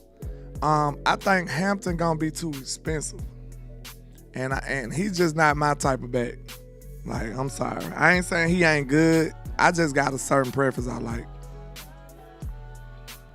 Now you see, landlord wants running backs that be tap dancing and shit. He want them to I want you to be elusive.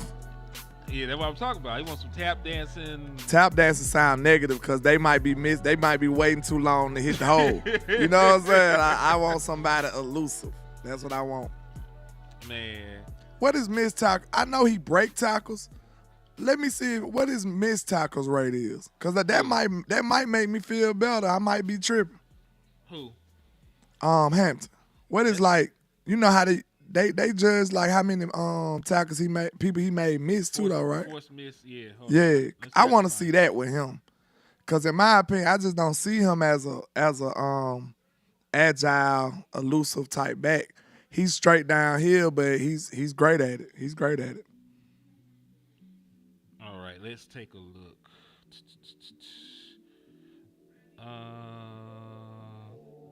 Running back prospects during the 2024 season. All right, missed tackles forced per carry. Quinshon Judkins. It's a graph, so it's hard for me to read this shit. Let's see. I just need this information force fed to me. I don't need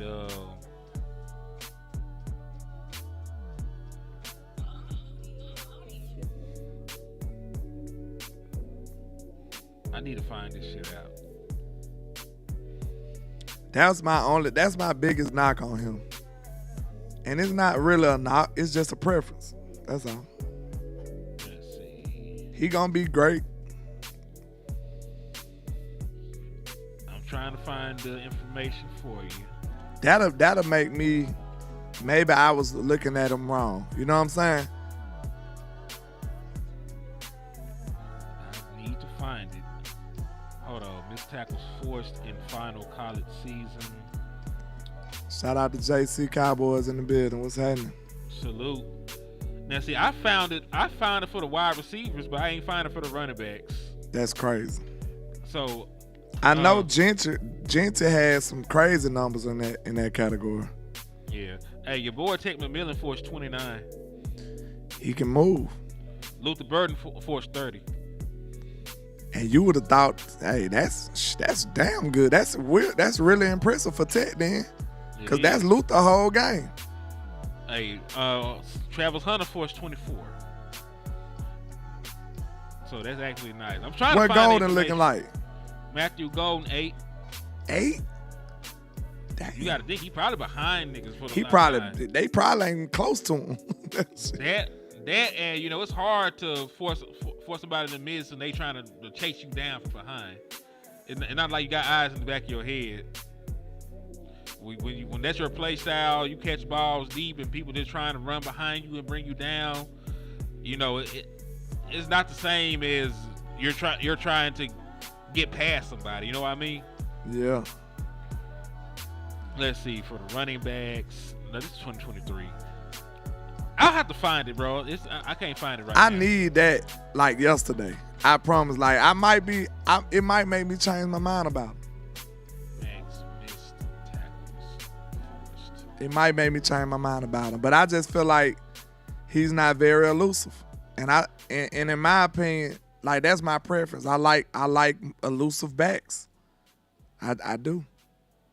Cause it ain't gonna always just be one cut for you. Let's see.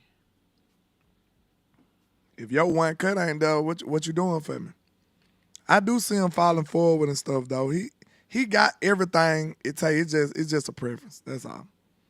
But I tell you what, if we draft dude at 12, I'm breaking something for real. No lie. Well, hey, I ain't gonna say get ready because I would prefer at 12.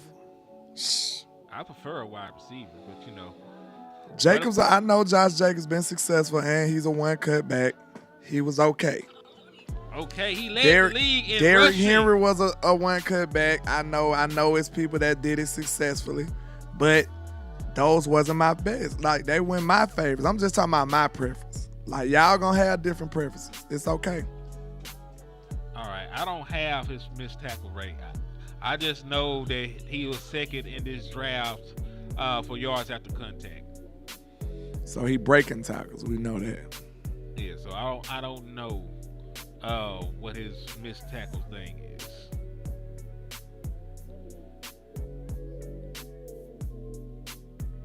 That'll be very interesting. Let's see.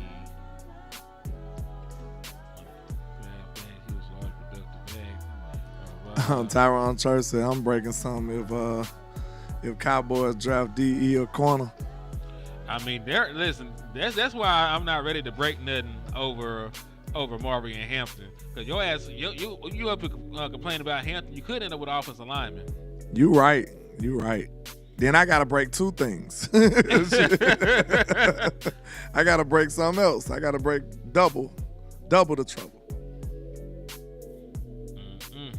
Yeah, man. I'm not gonna worry about a running back in the first round because if they went Hampton and then like for some reason Luther Burden fell to 44 because they are tripping on the nigga. And we got Hampton and Burden, even though they're not like our first choices at running back or wide receiver. You still have to feel better about what your team is going into 2025 season though, right? Yeah. Do you think Bun gonna get drafted now? Nah, we should. You think he's going undrafted? We should have did a whole show about guys like Bun and like Kyron Lacy. We should have did a whole show. I heard what you said on Boss Land. Sorry for missing it, y'all, but you are hilarious, sir. What'd I say? That boy said, I don't care if he a werewolf. that boy said, just chain him up at night.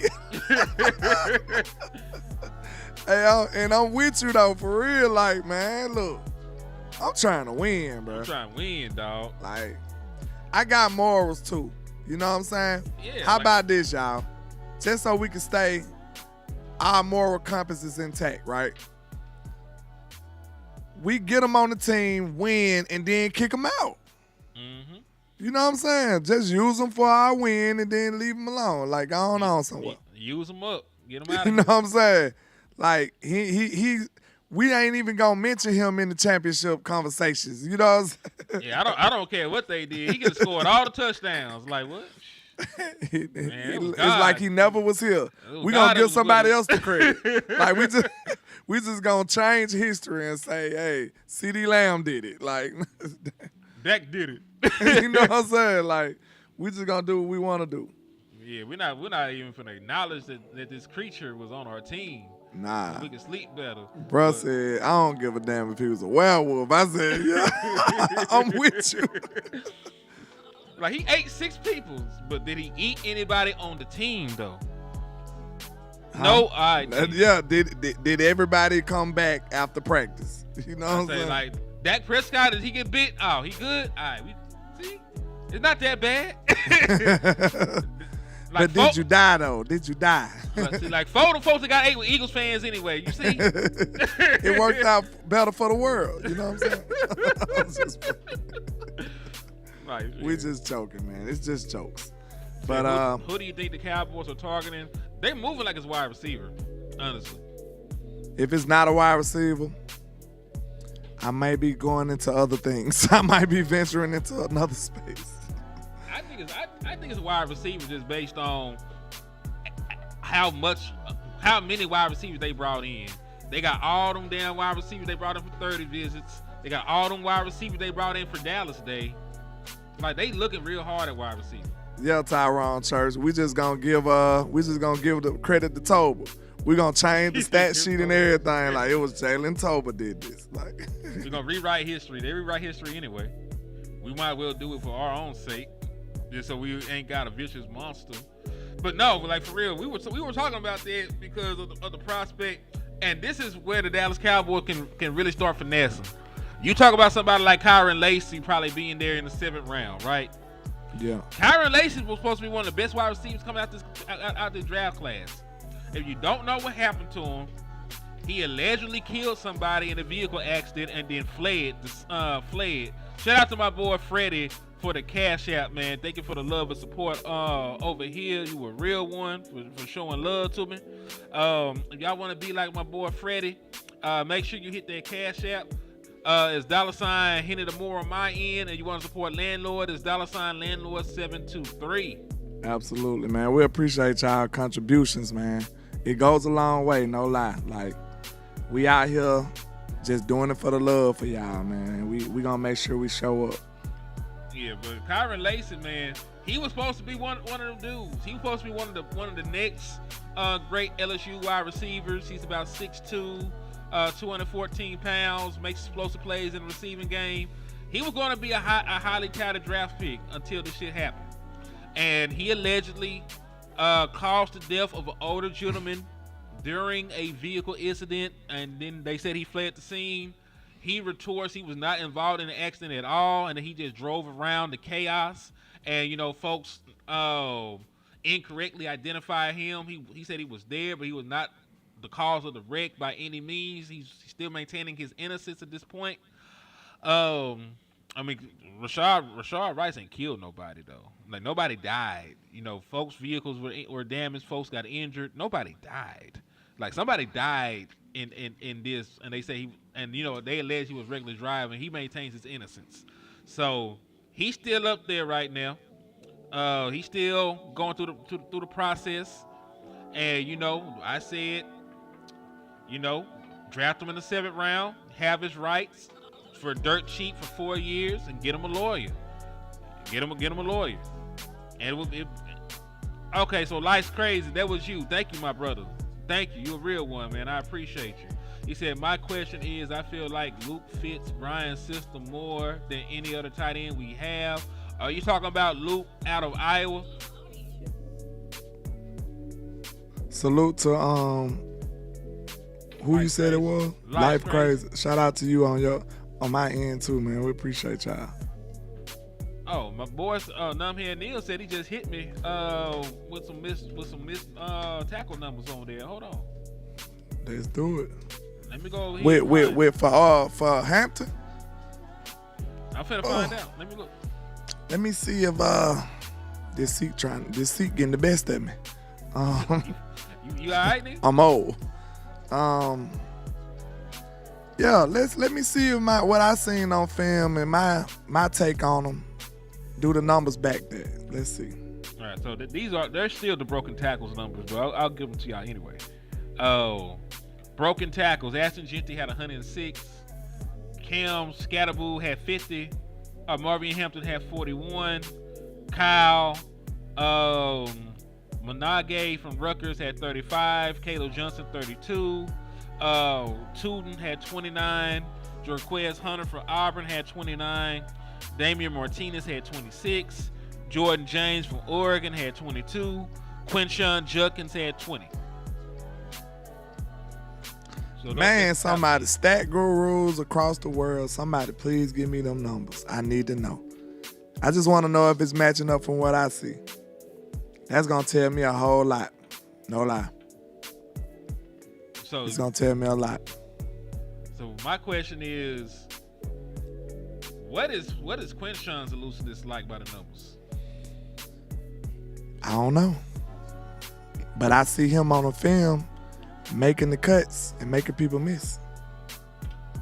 We'll see. I need to verify it. I need to verify this from both ends. Yeah. He said Luke. Oh, he's talking about Luke, our tight end, Luke Schoonmaker. What about him? He was talking about him fitting Scotty's scheme better than the other tight ends. Because if we're going to run, blocking. Yeah, He a Y type tight end for real. Yeah, he's the tight end that's going to block and release. And if that's really what Jason Witten did very, very well. He blocked the hell out you. He sold it for a very long time, and then the last minute he's out in the route. There's nobody within 10 feet of him because of that. Romo got treated way better than Dak. Now that I think about it. Why you say that? He had Witten. He had Dez. Who else he had? He had T.O. Like, man, come on, bro. Yep. They gave him T.O. Yeah, and then he had DeMarco Murray. Well, we did get Amari Cooper, but it went like T.O. T.O. is a Hall of Famer. T.O. Exactly. T.O. is the third best wide receiver ever. Facts. Might be second. Depending on who you talk to, yeah. It's close. He was a monster. Close. And it's crazy that he wasn't a natural catcher of the football, but he just did everything else so great that you ain't even care. Like, you just like, hold the ball to yo. Like, look, that dude, big, strong, fast. Hey, he had everything else. And he had Miles Austin. Yeah. They treated him better, bro. They did. So, the next quarterback, take notes. You got to be a Son. You got to be a Jones. You can't keep the distance, but it's a catch-22 because if you take that route, the guys won't respect you as much. Mm-hmm. It's tough doing this, y'all. This is the stuff that you might not hear discussed that much. Like, if you go all the way to the Jones' side, now the guys looking at you like, you a company man. I can't even tell you that, I might want to take a gummy tonight and then I'll be fine tomorrow. You know what I'm saying? Like, I can't even tell you little stuff like that because you is with the folks. You in the office with it. You a company man. Mm-hmm. Like, you can't workplace get, snitch at that point. You see what I'm saying? You can't get too personal with a guy like that. That was what's wrong with Russell Wilson. Mm-hmm. He was such a company man that didn't nobody want to deal with him.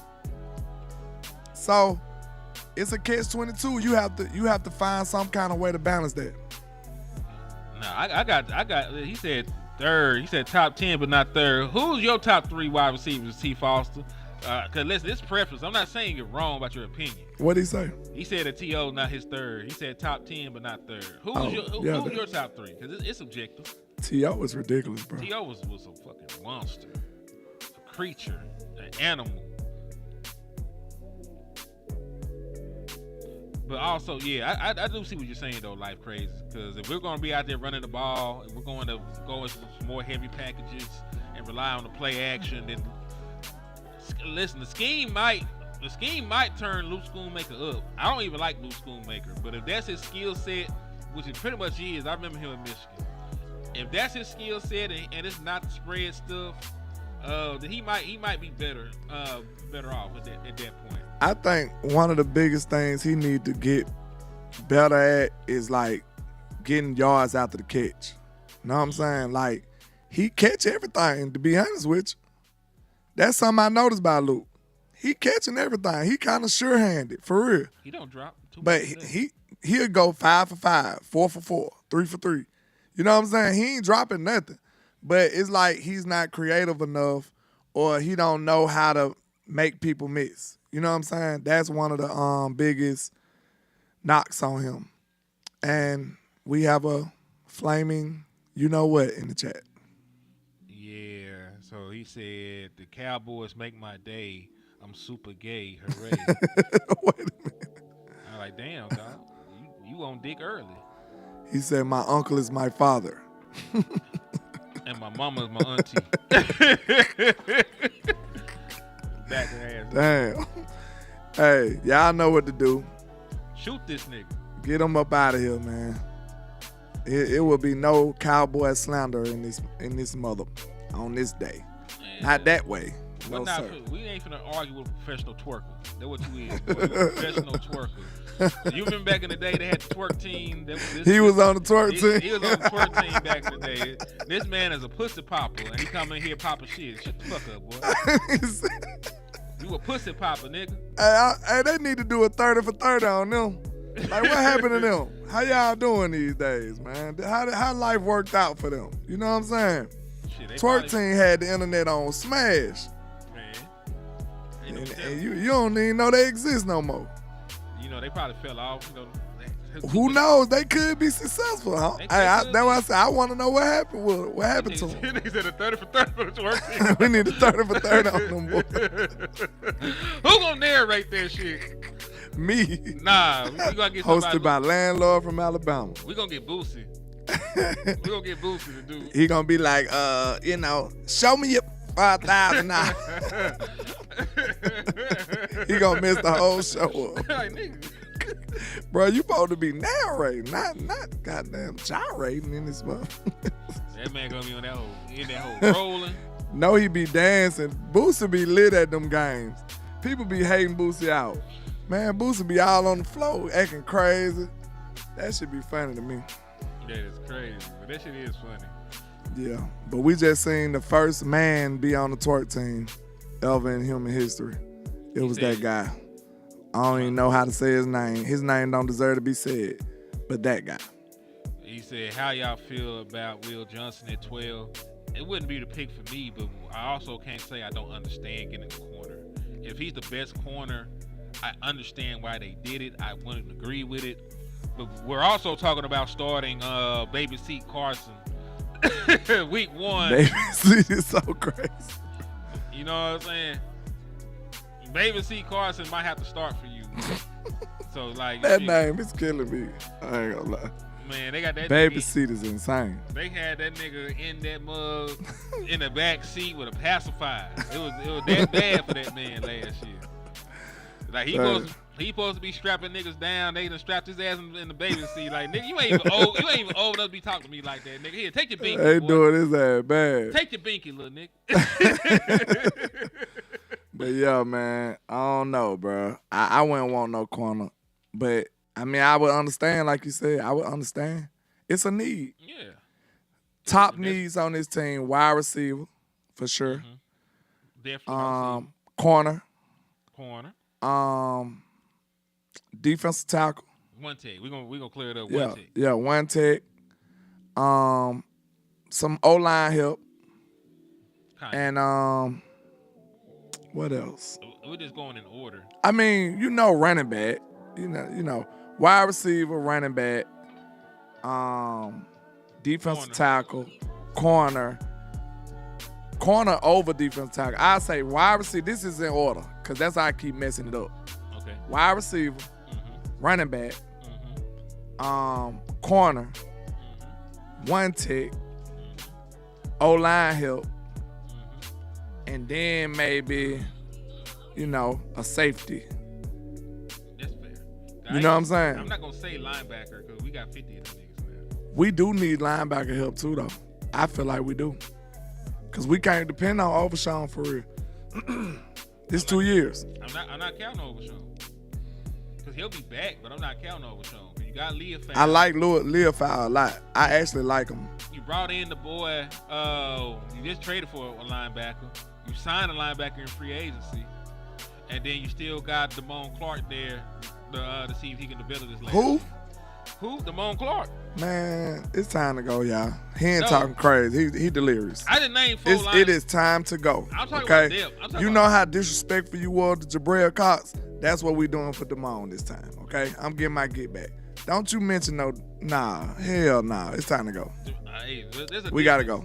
Hold on, we ain't finna go just yet. I gotta say this. The difference is Jabril Cox punk ass not even in the motherfucking National Football League no more.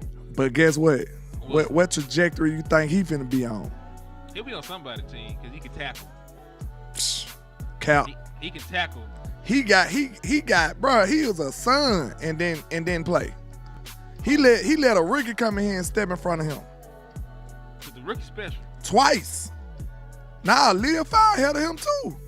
Leofow good. Yeah, yeah. Damn good. That dude is gonna be out of here. We got Buddy Johnson too. Eddie Murphy. Nah, nigga, that was what was that nigga name?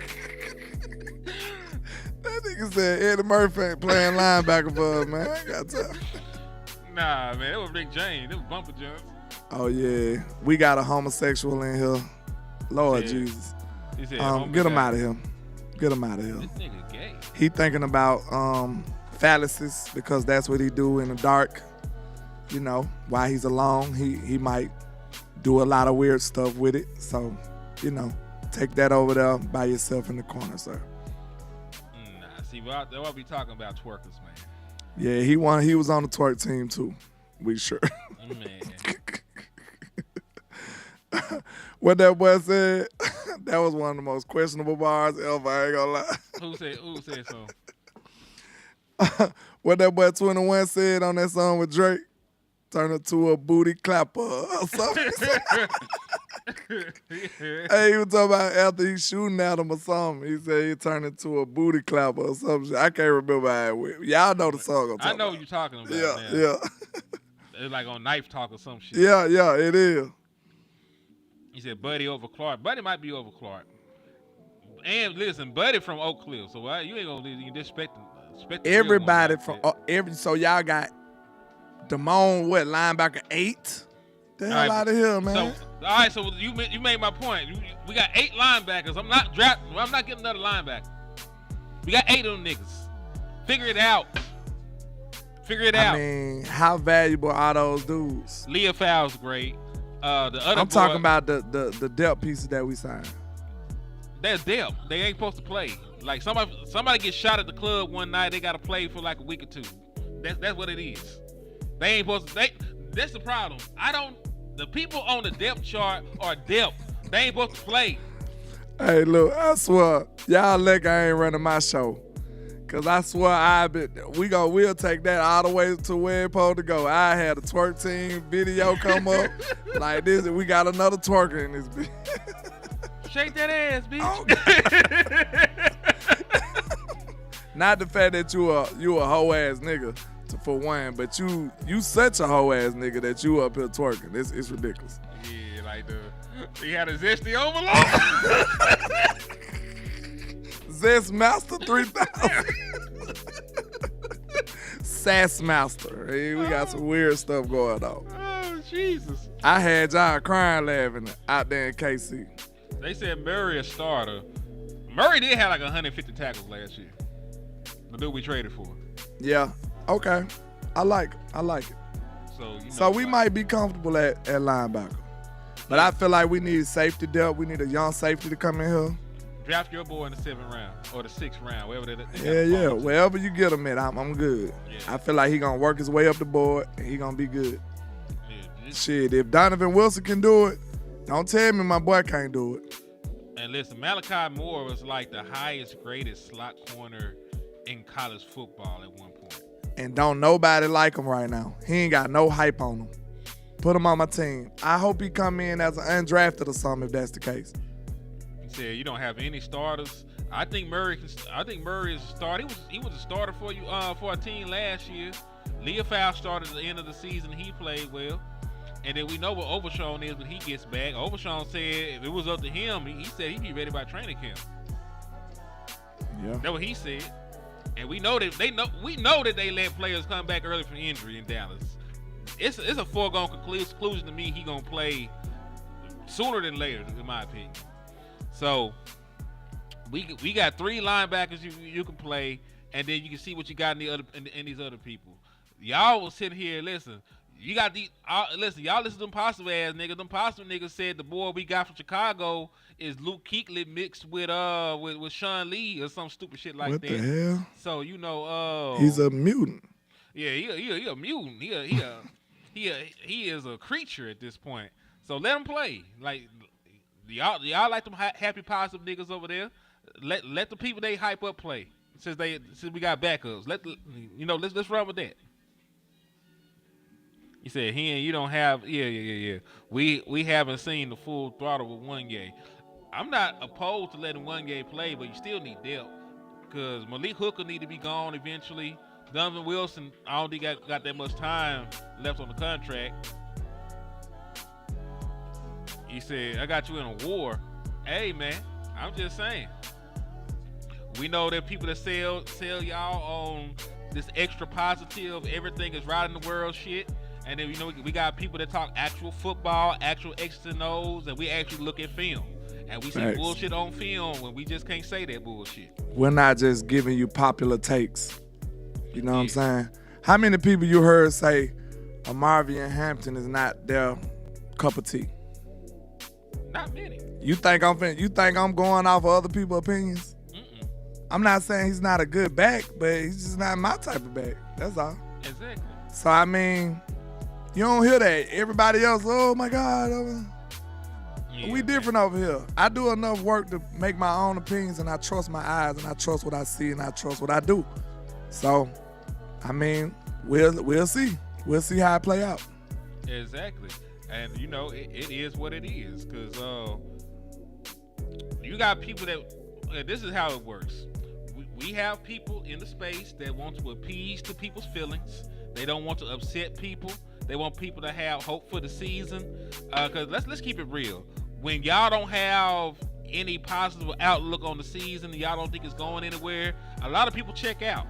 So because a lot of people actually need this, right? People ain't got no motion outside of streaming. They need to. I was like, for real. Like, some people don't got no motion. They get slimy after that. Yeah. So like they need to sell y'all on this so y'all can be engaged. They want y'all to be happy. They want y'all to tune in. They want y'all to donate. They want y'all to be happy and shit about any and everything. So even if the front office pisses on you, they will sit there and tell you it's rain. Right? We don't do that over here. If the player ain't good, man, we're going to tell you the player ain't good. If the move did not make any sense, we're going to tell you the move don't make any sense. That's why, we only got real fans over here. We don't have a lot of casuals over here. Right? That's why we have people that go back and forth with us in the chat box. Because y'all know enough about football that y'all can form your own educated opinion about what we're talking about. We don't have any sheep over here. Not over here. Yeah, but I do want to say something to the people some of these folks in the space that's perpetuating some of this foolishness. Like, it's unfortunate that y'all choose a lot of fluff over realness. But, I mean, after we lose, y'all come to our channels. You know what I'm saying? Once you have to face reality, once we do the bird box and force your eyelids to see the real, that's when y'all come to the real channels. So you want to cheer for no reason, you know what I'm saying, on some false hope during the season and the off season, and then when it get real, y'all come to the people who really care about your team being successful for real. That's when y'all come to our channels. But I mean, it is what it is, man. I'm going to stay true to my type of content, what I do. And if the people rock with me, they rock with me. I can't change up. I will never just try to sway y'all and hoodwink y'all out of your money. You always gonna get real and authentic takes from me, landlord. That's a promise. I never change. So, you know, if y'all rock with me, y'all rock with me. I'm gonna leave it at that. Exactly. He said, I'm just hopping on. What's up, my brothers, Henny and Land? Lord, I think Cowboys going to surprise the whole league next season with a 10-plus win season. Defense is going to be decent, and offense will be elite. If they get the draft right, I will be right there with you. That's my only caveat. As currently constructed, hell no. But if they do the smart things, if they get in another primary weapon to take some stress off of Dak Prescott and CeeDee Lamb, they get a running back that can carry the running game. They get maybe another possible starter on defense. Then yes, it's a very good possibility because you still got all pro players on this roster. You just don't have enough. You don't have enough depth. You don't have enough contributors. But you still got a very talented roster. It just has some glaring holes. You fill a couple of those holes, I can see where you go coming. Because me and Landlord, you know, we got like 9 or 10 wins as is, based on the competition we playing and based on history, right? Because you were able to win 7 games last year with a depleted roster. So with Dak being healthy, Lamb being healthy, Micah being back, I can see us being close to a 9 or 10 win team without the additions. And if you get some actual good players in the draft, I can see you winning about 11 to 13 games. That's believable. Absolutely. But that's the most important thing. You can't fuck this draft up and have me on board with that. We can't survive three mishandled drafts in a row. We can't survive it. Like, we would be bad, y'all. I'm telling you straight up. If we don't do, I'm not saying like my way is the only way, but I do truly believe in my way, and I feel like it's the best way for us. So anything other than that is not going to be the best, in my opinion. You know what I'm saying? I'm trying to give us the best opportunity to be competitive and get a shot at trying to go get this trophy. So it might not happen in 1 year, but I guarantee you, if they do the things that I'm talking about, the strategy that I'm talking about using, I just feel like the notches will be moved up more my way. And I should feel like that because that's the way I've been thinking about this. I've been researching this. I've been doing work on this for over 2 years now. Mm-hmm. You see what I'm saying? So yes, I'm not married to my idea. If you come with something better, I would at least consider it. But I just think it's the best way, and I've been thinking it out for over years now, and I'm almost certain that it's that way or the highway almost. You know what I'm saying? Like, for real. We waited so long to now it's critical now. You see what I'm saying? Last year, it wasn't like sounding the alarms and we doomed if we don't do it because we still had Brandon Cooks. We still had CeeDee Lamb. Like, we was okay. And I still felt like we needed one. But now, you don't have Brandon Cooks. You only got CeeDee Lamb. You got an underwhelming Jake Ferguson and all this stuff. Like, you got to do this now. Like, I just feel like we have no other options. Which is very true. Because, listen, we've compared what we have to these other teams for quite some time. I know that they say comparison is the thief of joy, but when you're when you're competing against these other players, it's actually very important to see where you stack up. Right. We don't have a tandem like like a Brown and a Smith over there, AJ Brown and Devontae Smith. We don't even have a Cooper Kupp and a Jackson Smith in Jigba. Jackson Smith-Jigba just went for like 1,400 yards this year. Nobody talked about it. But he has turned to one of the premier wide receivers in the National Football League. That's why they were okay at getting rid of DK Metcalf. DK Metcalf and George Pickens is probably going to be one of the better wide receiver tandems this year going forward when you think about it. We don't even have a Scary Terry and a Deebo Samuels. We got CeeDee Lamb and Jalen Tolbert. We got CeeDee Lamb and ... To be determined. He said Turpin ain't showing me enough to say he a wide receiver. He a good return man. He a good special teams player. He makes a play every once in a while.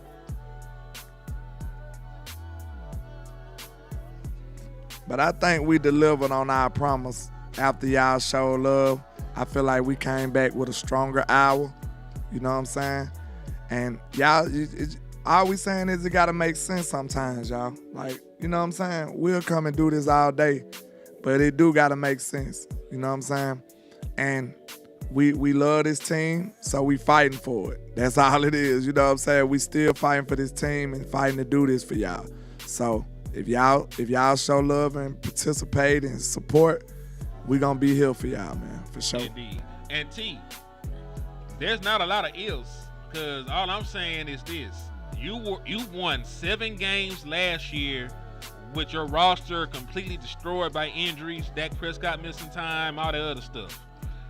You have a slightly weaker schedule this year, and you should have those guys healthy. Some of you, like, so that's all I'm saying. Like, splitting with your division and winning the games you should win, that gets you to about 9 wins. I haven't even counted in upsets, right? I didn't count in no upsets. I just counted in the teams that you should beat and splitting with every team in your division. Right, that's splitting with the Giants. I got you at about 9 wins. So all I'm saying is, if you get your team through the draft and you get you a Tech McMillan, you get you a Quinshon Judkins, you get you let's say a Marvin Hampton does fall to the second. You get you a Marvin Hampton or somebody to sure up that run game and any level of defensive help, you will be a much better team than you was last year. Thanks. You know, I'm not trying to sell y'all that we're a playoff team. I'm not trying to sell y'all on we're going to be title contenders, but there is a path forward to building your roster up to at least have a fighting chance in there. Facts. And just like it seemed like Washington pieced their team together last year and got to the NFC Championship. See what I'm saying? They pieced their team together. They really did. Mm-hmm. It just they just got. It was like a Cinderella story. They didn't expect that. I guarantee you Washington didn't expect that type of success in year 1. Hell no. They didn't expect that. And on some of that landlord touchdown, I'll also be fair. Coaching matters a lot. So, you know, if Schottenheimer is not up to par, we're going to lose more games. You know, that is fair to say. If you don't trust Shotty or the scheme or the direction, I understand why you're also looking at it a certain way. But if you're just looking at the personnel coming back, what you were able to do last year, and, you know, getting healthy and having a slightly improved team, then, you know, you can see why you can say it could be a 9-win and up team. The only reason I don't think nobody can say they trust Shotty unless you just trust people that talk. I'm looking at it like I can say I can slightly feel okay about it because I don't think they're going to do a complete overhaul on the offense. I just don't think they're going to do that. And if they did it, I think it'd be a terrible mistake. Like, how we going to be competitive doing another overhaul on the offense? How? Like, Dak, this is going to be offense 5 or some shit. Like, come on now. Like, he going to have to do some Texas Coast type stuff. You know what I'm saying? Like how they tried to merge both of the offenses. And then, you know, the next year you didn't hear that so much. You just heard this is Dak offense, this is Mike McCarthy offense. You know what I'm saying? So they're going to have to do some type of hybrid version of the old offense that was under Mike McCarthy and a lot of the things that Schottenheimer want to implement. You got to remember, this was still another wing of the same bird. He was on the staff. So it should be a good transition. It shouldn't be too hard. Yes, indeed. And I hope that to be the case because, listen, like I said, if they fuck the draft up, we're not going to survive no way. So we're just talking about the positives right now. If they fuck it up, I'll be right back here with you, T. Like, we ain't shit. We ain't going to do shit. You know what I'm saying? But it is what it is. We'll figure it out when the time comes. But that's why this draft is so important, man. So, matter of fact, make sure you tune in to the draft show. I'll be present. Lamb be present. Boss, It's gonna be in most of the entire DC universe, man. We're gonna have all the heavy hitters in there, and we're gonna make sure to get you all the draft coverage you need to make sure that we get the shit right. And if they fuck up, we're gonna let you know about it. We ain't gonna sugarcoat nothing. Never. Ever. But I'm gonna have to go and bail out, man. I appreciate all the love and support. Y'all tap in for the win. I go by Landlord from Alabama with the same handle on all social media. Y'all holla at your boy, man. Hey, double tap the screen for the team, and we'll see y'all next time, man. Indeed, it's your boy Henny the Moore reporting live from the liquor store. Make sure you hit that like button. Make sure you hit that share button. Make sure you sub up. We still a couple of people away from reaching that 3,000 subscriber mark. Help your boy out. We doing this all organic, no steroids, no pay to play. We just out here getting it in, man. So Mafia said, oh, my fault. Go ahead. Go ahead, man. What he said? Mafia said if they drive O-line in the first 2 rounds, I'm start smoking crack. Like, don't do it. Shit, pass me a rock. Don't do drugs, man. Hey, I feel it though, man, because they make you want to do something. I might start back drinking, and y'all know I don't even do that kind of thing no more. I just run the liquor store. But yeah, man, we gonna rock out. Thank y'all for everything. Thank y'all for the love and support. We will be back we'll be back, man. We're gonna bring y'all some more premium Dallas Cowboys content, raw and unfiltered. And in the words of my big brother West Coast Cowboy, never look down because the star is up.